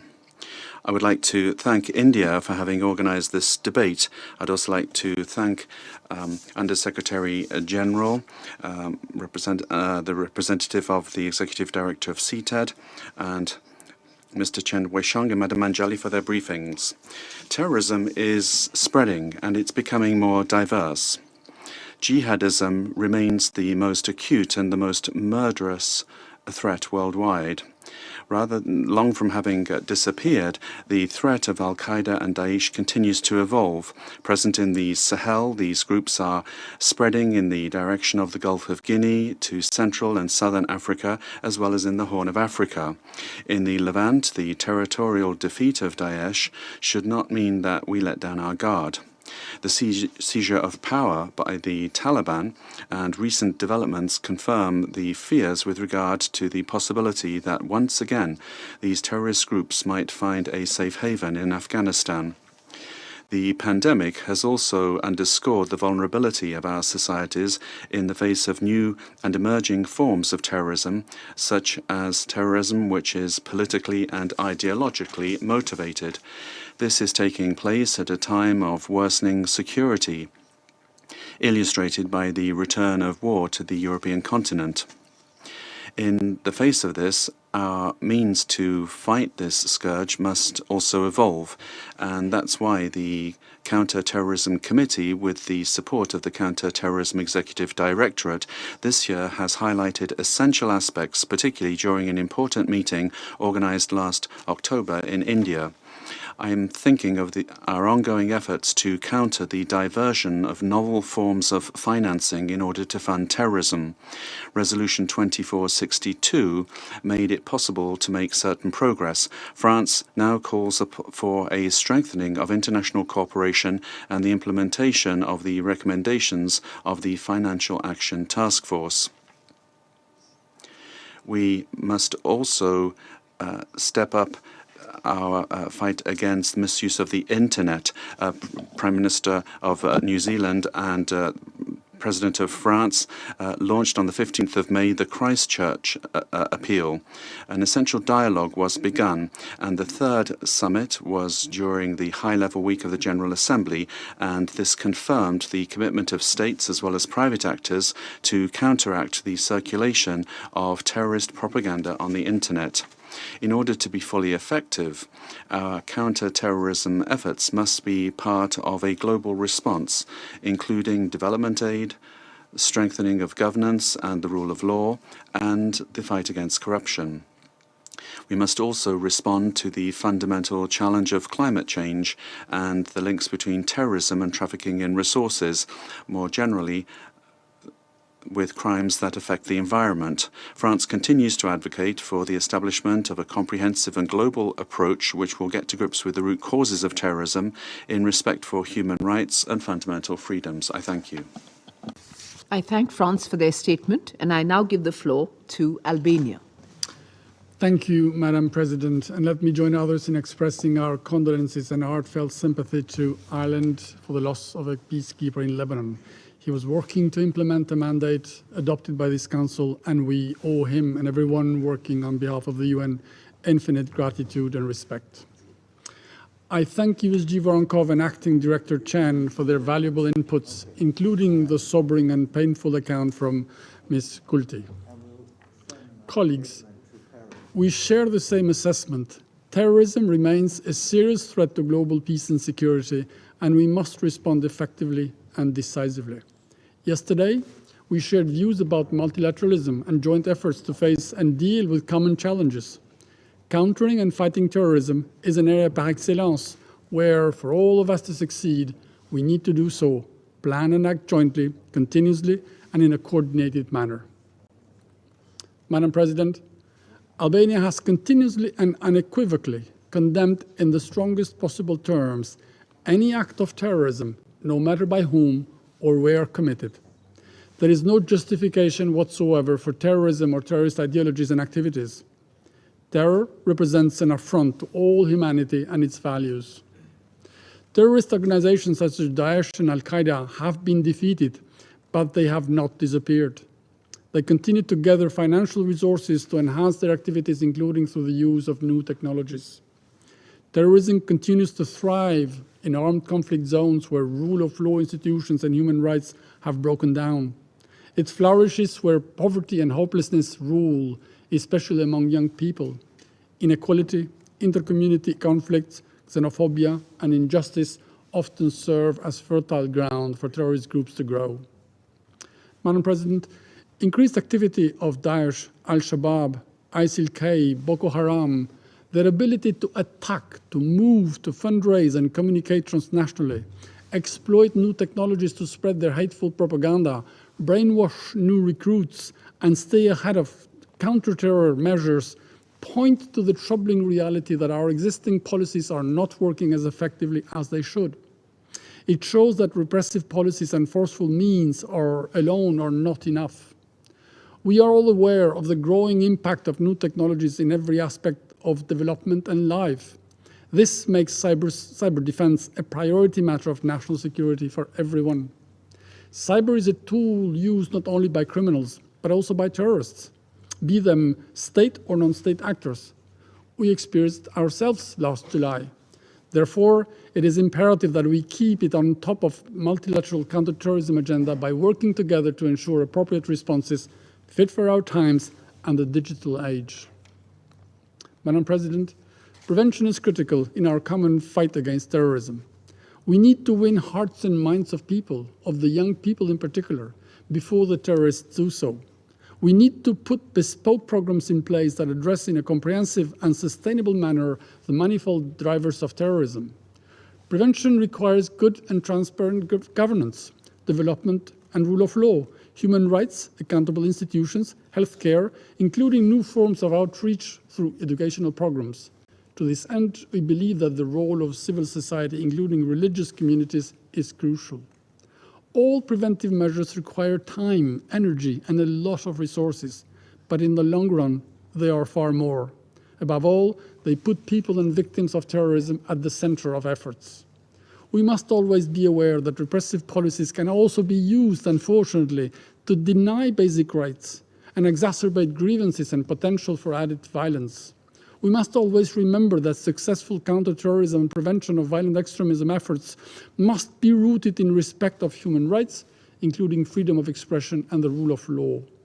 Efforts to counter terrorism become counterproductive when used as a pretext to restrain freedom of religion or belief and other human rights and fundamental freedoms, when they target members of minorities, when they are used for repressive surveillance or for coercive population control. Such measures have little, if anything, to do with counterterrorism. They are human rights violations and abuses. Madam President, we believe in close cooperation as a necessity to finding good solutions. This is why Albania has 16 regional international agreements on border management, exchange of data, and mutual support. Through prevention, close cooperation, and coordination, we will be better equipped to deal with this and other collective challenges. And we highly value the support by the UNOCT to member states in developing comprehensive assistance plans to better support victims of terrorism.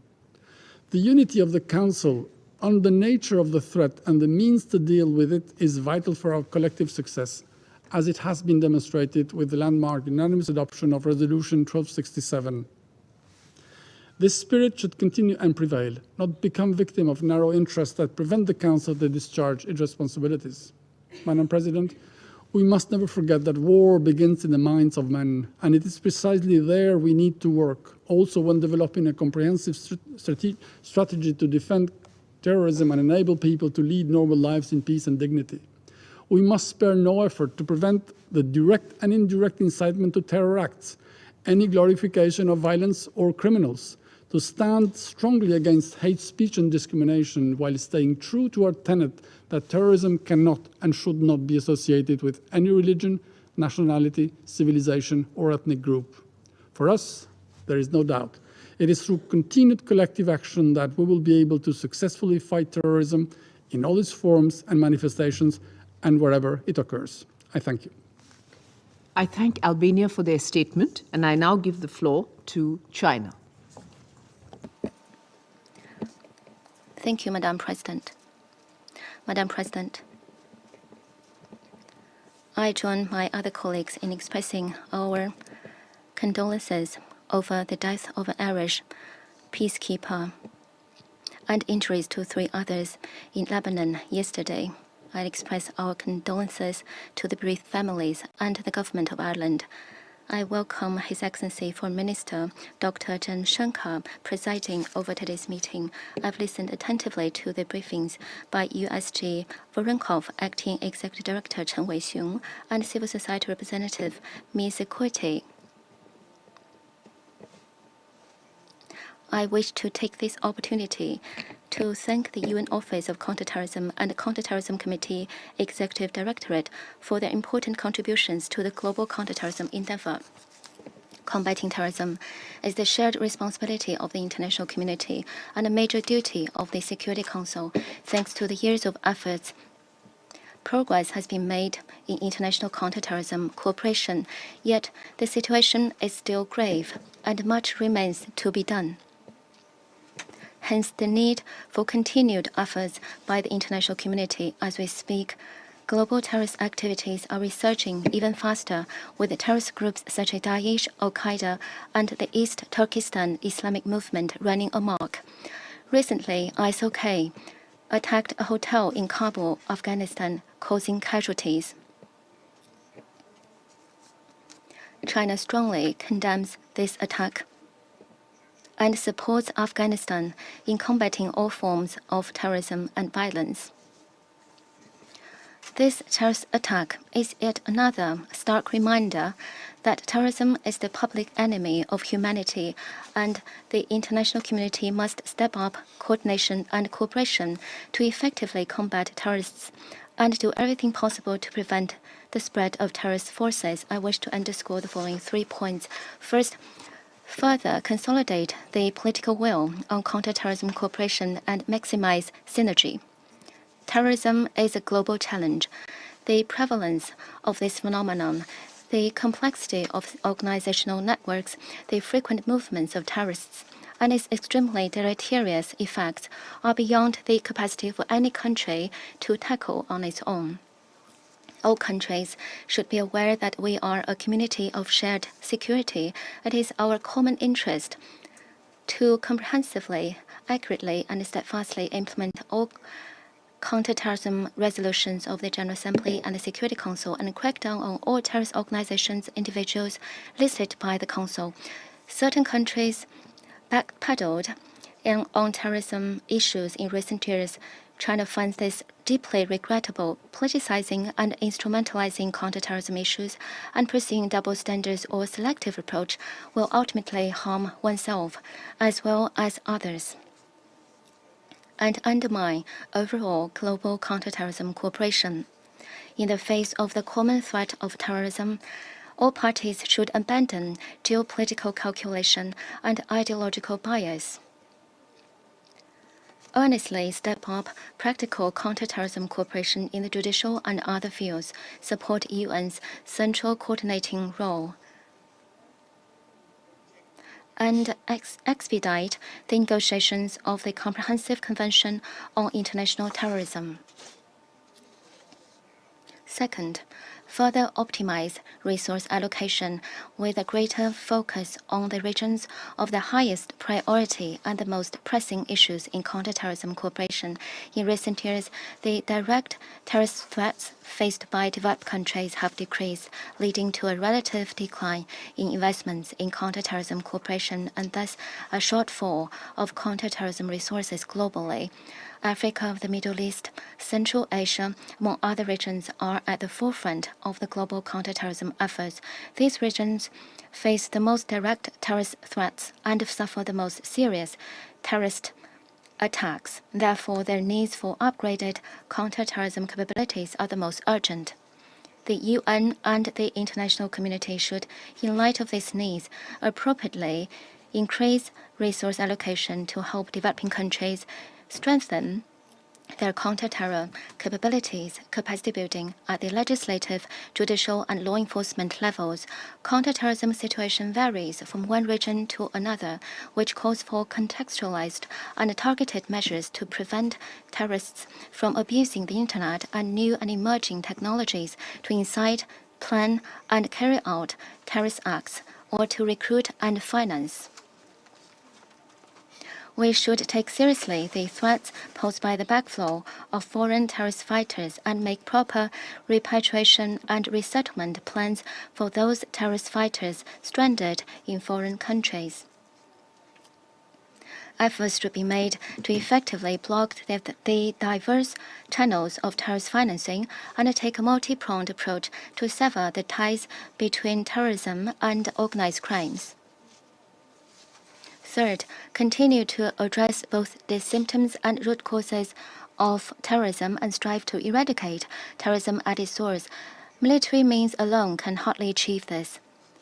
We must give equal emphasis to tackling both the symptoms and root causes, and harness political, economic, judicial, and other means to respond holistically. It is essential to pursue political solutions to hotspot issues, help countries concerned improve their humanitarian situation, and prevent terrorist forces from feeding on instability. Underdevelopment is one root driver of terrorist forces' inception and growth. While resolutely fighting all terrorists, countries should give due regard to economic recovery, poverty eradication, education, and employment, pursue sustainable development pathways tailored to their own national conditions so as to minimize the living space of extremist ideologies and gradually eliminate the breeding ground of terrorism. At present, the global development course is suffering setbacks.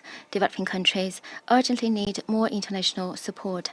The international community should place the development agenda front and center, increase development assistance, and help countries concerned root out terrorism through development. Madam President, China always attaches great importance to and has been actively engaged in international counter-terrorism cooperation in recent years through the China-UN Peace and Development Fund. We've supported the projects of UNSC and other agencies, and by conducting trainings, providing equipment, and holding cross-border counter-terrorism seminars, helped countries in Africa and Central Asia prevent and combat terrorism. Chinese President Xi Jinping put forward the Global Security Initiative and the Global Development Initiative, advocating a common, comprehensive, cooperative, and sustainable security concept at the service of the implementation of the 2030 Agenda. This is of major practical significance to deepening international counter-terror cooperation, eliminating the root causes of terrorism, and maintaining common security and development. China stands ready to work with all parties to implement these two major initiatives and make new contributions to international counter-terror endeavor. Thank you, Madam President. I thank China for their statement, and I now give the floor to the Russian Federation. Madam President, please allow me to, first of all, express our condolences to the delegation of Ireland following the death of an Irish peacekeeper in Lebanon. Madam President, we thank the Indian delegation for convening the meeting today on such a relevant topic, and we express our support to all of the victims of terrorism through Ms. Kulte. We thank Mr. Voronkov and Mr. Wei-Xiong Chen for their detailed analysis of the threats and the overview of the situation in countering terrorism as a whole. We are grateful to the United Nations Office of Counterterrorism and the Counterterrorism Executive Directorate for their efforts in countering terrorism. The work of these bodies, their striving to react to current trends, gives us hope that the existing international counterterrorism architecture will continue being capable of tackling the new and emerging threats and challenges. The coordinating role of the UN, the principle of the primary responsibility of impacted states, and the respect for their sovereignty, their national characteristics and priorities are the fundamental conditions on which international cooperation should be built. Let me recall here that the counter-terrorism mechanism within the UN, first and foremost in the Security Council, already developed. It's up to member states whose task is to implement the commitments they undertook. It is only this way that we will come closer to the desired outcome, namely lowering the threat of terrorism. And of course, in order to be successful here, some will have to display strong political will, and some will have to reject the policy of double standards. Eradicating the phenomenon of terrorism is impossible until such time and for as long as terrorists are being used for geopolitical purposes and are being separated into good, bad, and not too bad terrorists. And unfortunately, we have many examples of this being done. And we have seen this approach ourselves when we were conducting our counterterrorism operation in our territory in 1990s, as well as during the period of fighting ISIL in Syria. Terrorist International found sponsors for themselves. They were being trained in third countries. They were being supplied from there with money and weapons, and then they were provided shelter there, and they were granted the status of political refugees. There were even more outrageous cases where hardened terrorist organizations, an attempt was made to present them as opposition members or humanitarians. But the outcome of this was the same then and now. Criminals remain criminals, and when they're endorsed and have the freedom of maneuver, they continue moving forward with their terrorist ideology. They continue organizing and perpetrating terrorist attacks, and sometimes even turn their weapons against their forefathers, even as was the case with Al-Qaeda and ISIL. The evil always returns like a boomerang, and when it does happen, then an international coalition needs to be formed to combat it. Madam President, in November, we had the Secretary General report on the issue of terrorist attacks based on xenophobia, racism, and other forms of intolerance, or in the name of religion or belief. We would like to, in this regard, draw attention to one important detail. The report shows there is a regional nature to such attacks. They are localized in the countries of Western and Eastern Europe, North America, Australia, and Oceania. Therefore, there is reason to think about certain trends which are characteristics for these very regions. We still have to determine what the root causes for this phenomena in the Western society is, why it came into being there and is progressing so rapidly. There are also questions that we have also which regard the conceptual approaches to countering terrorism. This has to do in particular to singling out some sort of violent extremism. This seemingly harmless wordplay can lead to serious consequences as it takes us away from combating terrorism, breaks our focus, and devalues our joint efforts here, whereas the terrorists themselves are taken out away from the international prosecution mechanism. Madam President, we are witnessing attempts to pack Security Council documents on counterterrorism with human rights dimensions, including the gender dimension. We are left with the impression that catching statements here are made for the sake of making such a statement or to shift the focus away from one's own unsavory record. Many of those who championed human rights in counterterrorism to date have not done anything to investigate the horrific instances of torture, abuse, and extrajudicial killings of those people who were accused of terrorism or were under investigation in the prisons in Afghanistan, Iraq, or at other countries where special secret jails were located. Do we know anything about those who have been found guilty on these cases? Have there been proceedings at all? Who was brought to account under these proceedings? Could our colleagues tell us anything at all about the functioning of the prison in Guantanamo? That is a very striking example of human rights violations in countering terrorism. By the way, it's been now 10 years that promises are made to close it down. Unfortunately, these promises remain empty. And this shows that ever new wording is proposed on human rights, but these countries think that it can only be addressed to anyone but themselves. Madam President, in conclusion, I would like to thank India, who has paid so much attention to the issue of bringing together the efforts of international community to counter terrorism during their Council presidency. Unfortunately, the threat of terrorism is changing very quickly. It takes on new forms. It adapts to its needs the most advanced technologies. We are convinced that counter it can only be done if we act together while strictly adhering to the norms and principles of international law, including the UN Charter, where the UN plays a central and coordinating role, and we pay due regard to the primary responsibility of states in countering terrorism. I thank you. I thank Russia for their statement, and I now give the floor to Mexico. Señora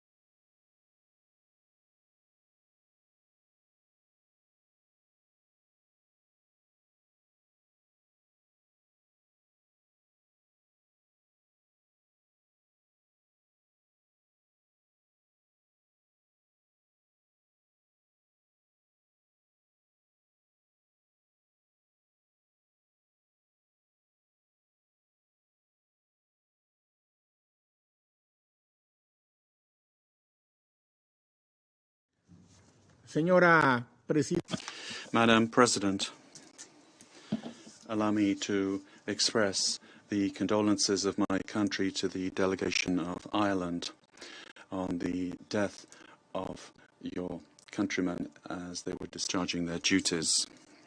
We would like to thank the Under-Secretary General, Voronkov, and Acting Executive Director of CTED, Mr. Chen, for their briefings.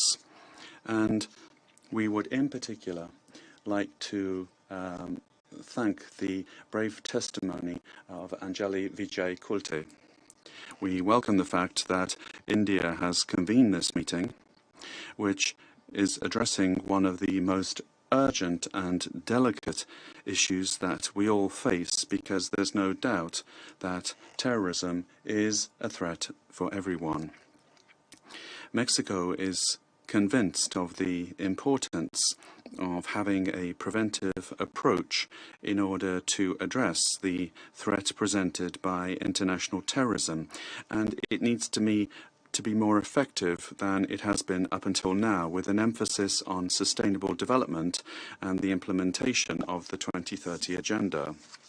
As we have reiterated on numerous occasions, the real fight against terrorism has to be done through development, the creation of opportunities, employment, education, improving living conditions, the guarantee of the full enjoyment of human rights and gender equality.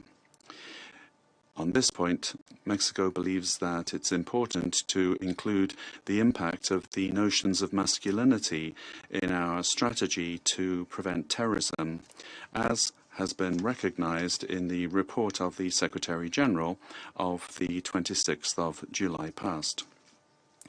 Counter-terrorism efforts also require full adherence to the rule of law and an unrestricted respect for international law, in particular international humanitarian law and international human rights law.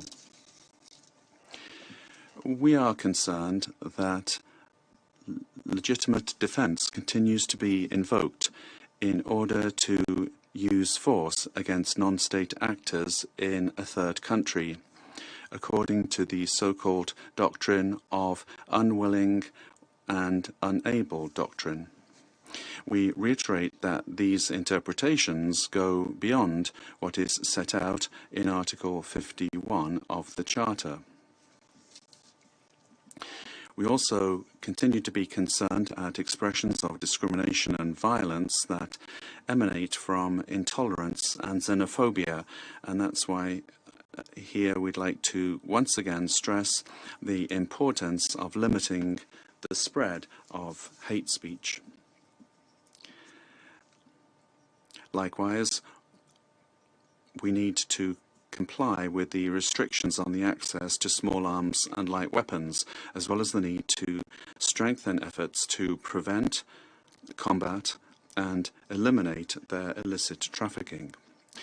These arms, as we very well know, are very often used in acts of terrorism. All of this should go hand in hand with coordinated activities to strengthen national justice systems and the forces of law and order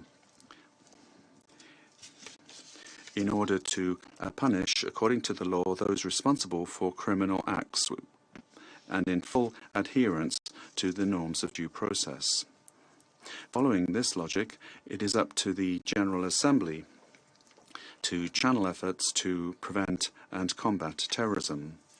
If we do not address the root causes, then mere sanctions and the use of force will only encourage cycles of violence and will have limited effect in terms of beneficial effects.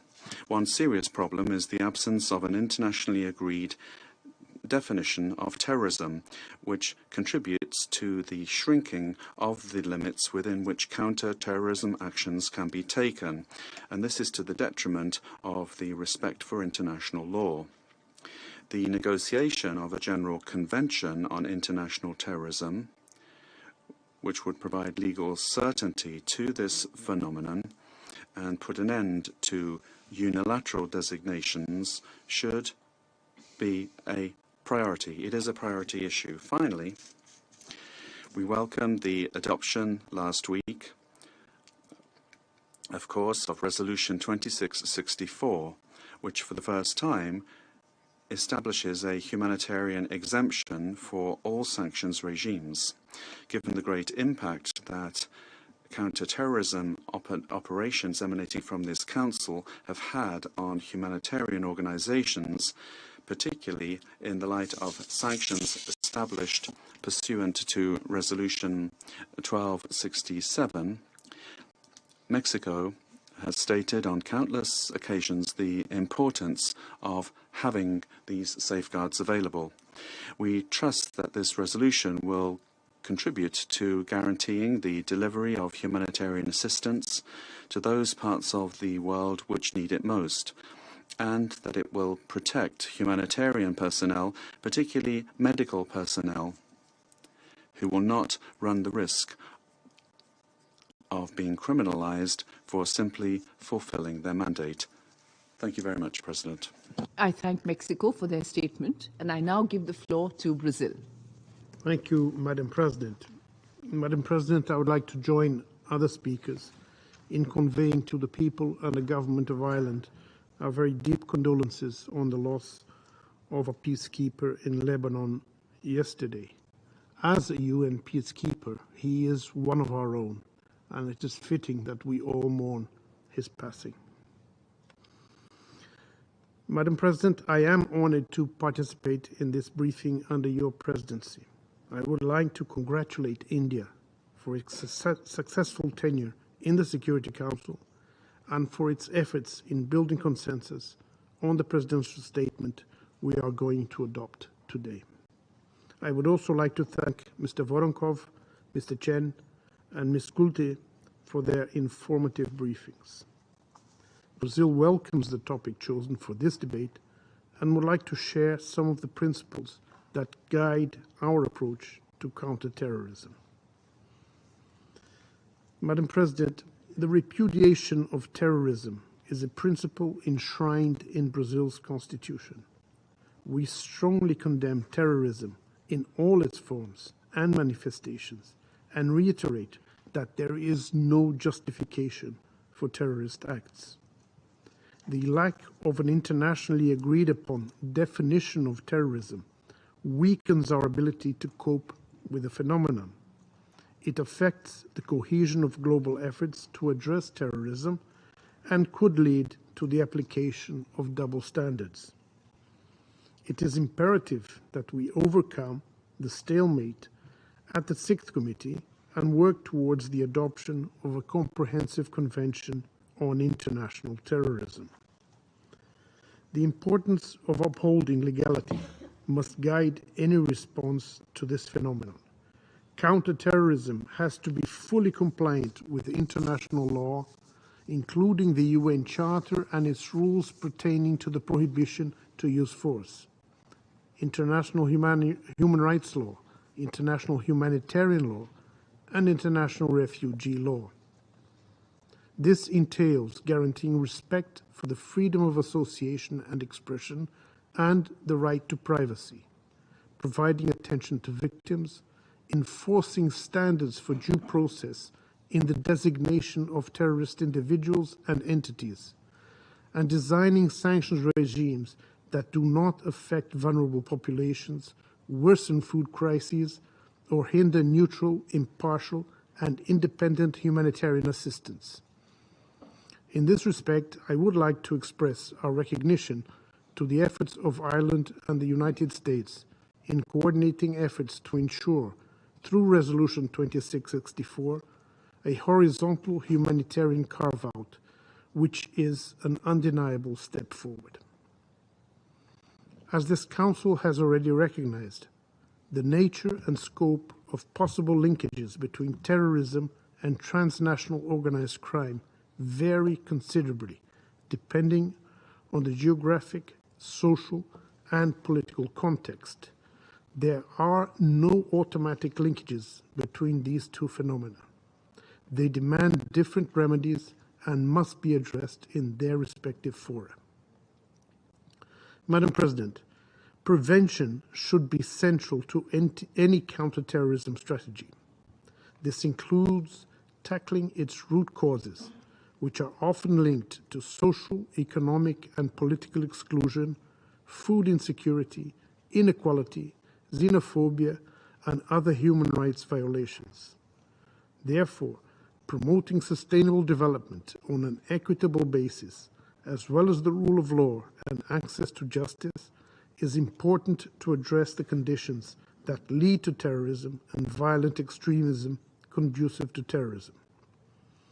It is also essential to work towards the elimination of discrimination and stigmatization based on nationality, religion, gender, or ethnicity.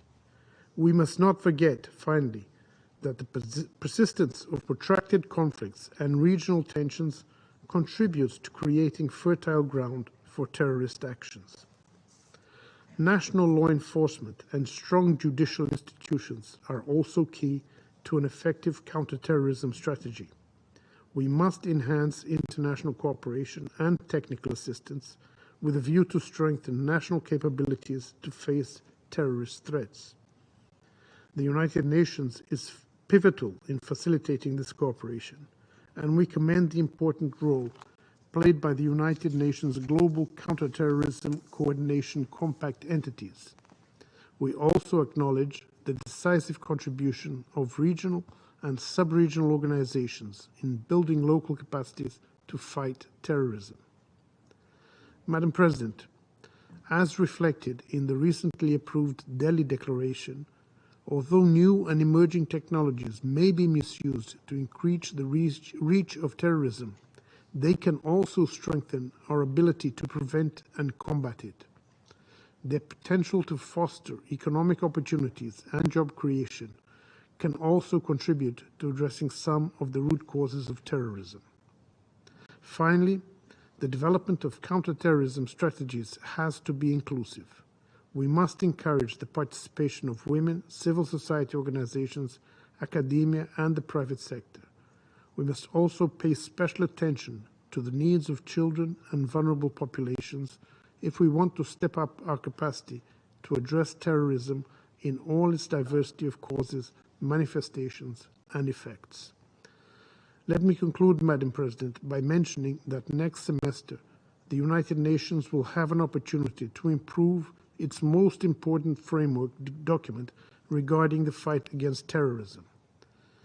The United Nations Global Counterterrorism Strategy emanates from its most representative body, the General Assembly, and thus encompasses a wider range of views and needs.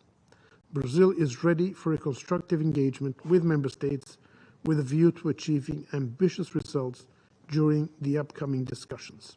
I thank you, Madam President. Mr. President.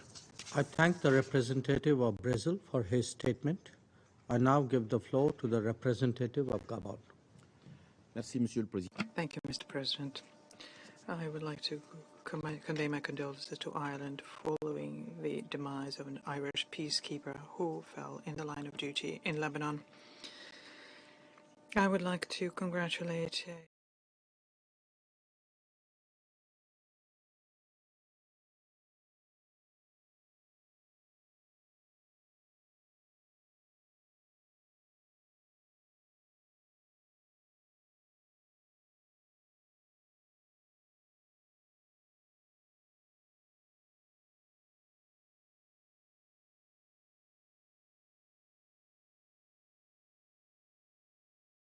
for your moving testimony. Mr. President, terrorist networks are constantly changing and they demonstrate how resilient they are, and this is despite the fact that the international community is mobilizing. Terrorist threats are intensifying and in magnitude and geography, and they spread to all regions of the world. Governments are increasingly under pressure from people which are frustrated by growing insecurity, all the more so since the political and economic measures undertaken seem to be below the level of urgency and strength needed to combat this scourge. This is a combat which is severely testing the limited capacity of countries and which is destabilizing entire regions. Between January and September this year, 1,093 terrorist attacks were perpetrated in Africa, resulting in 7,816 deaths and 1,772 wounded. According to the figures coming out from the African Center on Terrorism Research, each of the 5 regions of the African continent had their own share of victims among the civilians, security forces, or government officials. This cross-border threat is formidable, and no government nor organization can fight it alone. A coordinated action, coordinated nationally, regionally, and global, is therefore key. Our work has to also be determined, multidimensional, and based on the principle of multilateralism. African leaders understood that very well. On the 28th of May 2022, heads of states and governments of the African Union met in Malabo and adopted an important declaration which reaffirms their determination to combat terrorism in all its forms and manifestation, as well as violent extremism on the continent. This declaration strengthens the many regional initiatives to combat terrorism. Mr. President, my country welcomes the measures undertaken within the binding normative framework we have on combating international terrorism and the measures aimed at making international cooperation even closer. But we need to do more. We need to especially make sure that the current polarization of the world does not weaken multilateralism, because terrorist groups and their affiliates could benefit from that and would be dangerous. We needed to especially underscore the need for a holistic approach which would fully take into account the precarious socioeconomic situations, which means that disabused young people become easy targets for radicalization and recruitment by terrorist organizations. In the face of this scourge, we need to agree on a certain number of fundamental principles. In particular, first, zero tolerance towards any forms and manifestations of terrorism and violent extremism. Secondly, our work needs to be anchored in strict compliance with international law, respect for the rule of law, and international instruments and relevant protocols. And thirdly, we need to protect our action from any form of politicization by being impartial beyond reproach. Fourthly, we need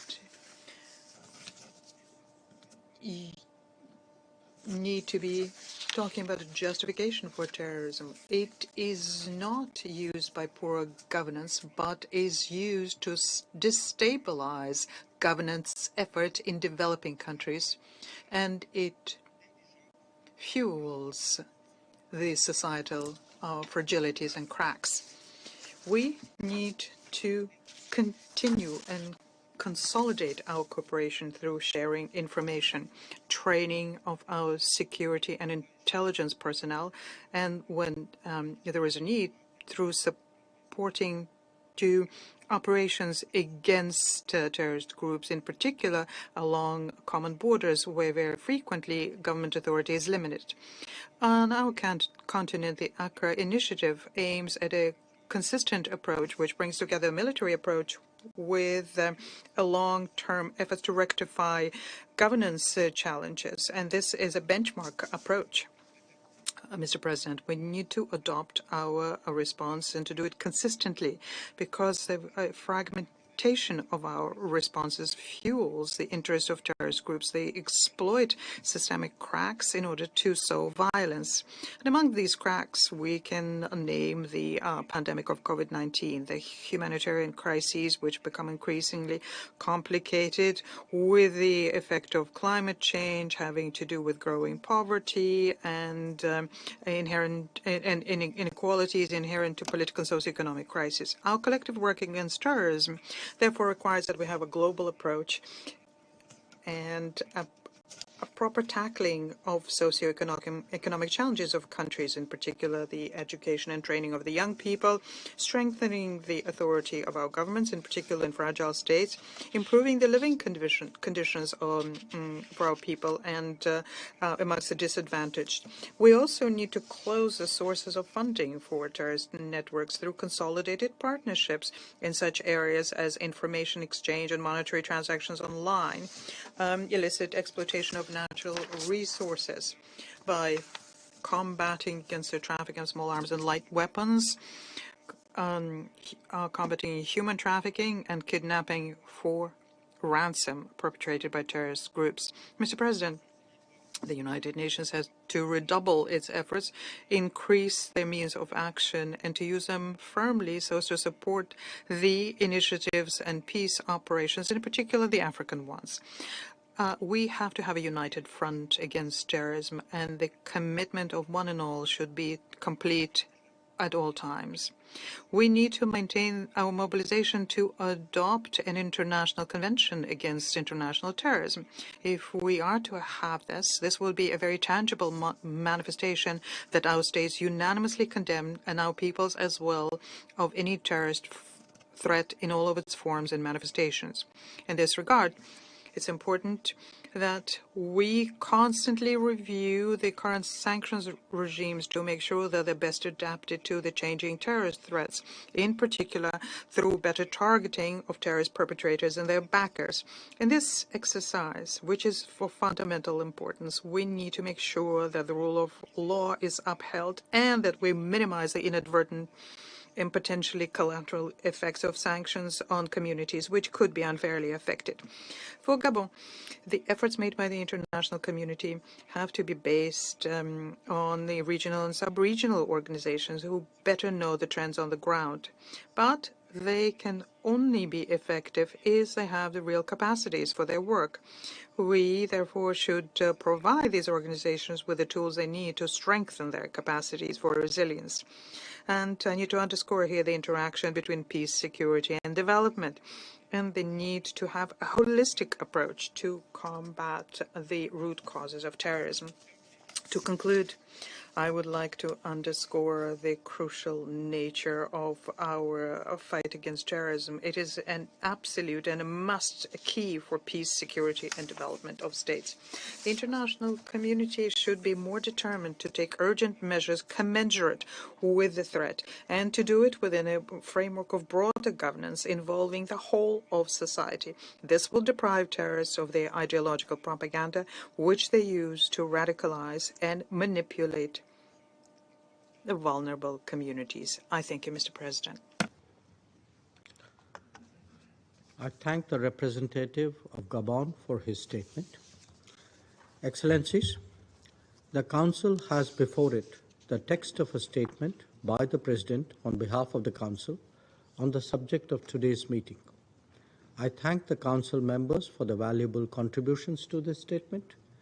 In accordance with the understanding reached among the members of the Council, I shall take it that the members of the Security Council agreed to the statement, which will be issued as a document of the Security Council under the symbol S/PRST/2022/7. There are no more names inscribed on the list of speakers. The meeting is adjourned.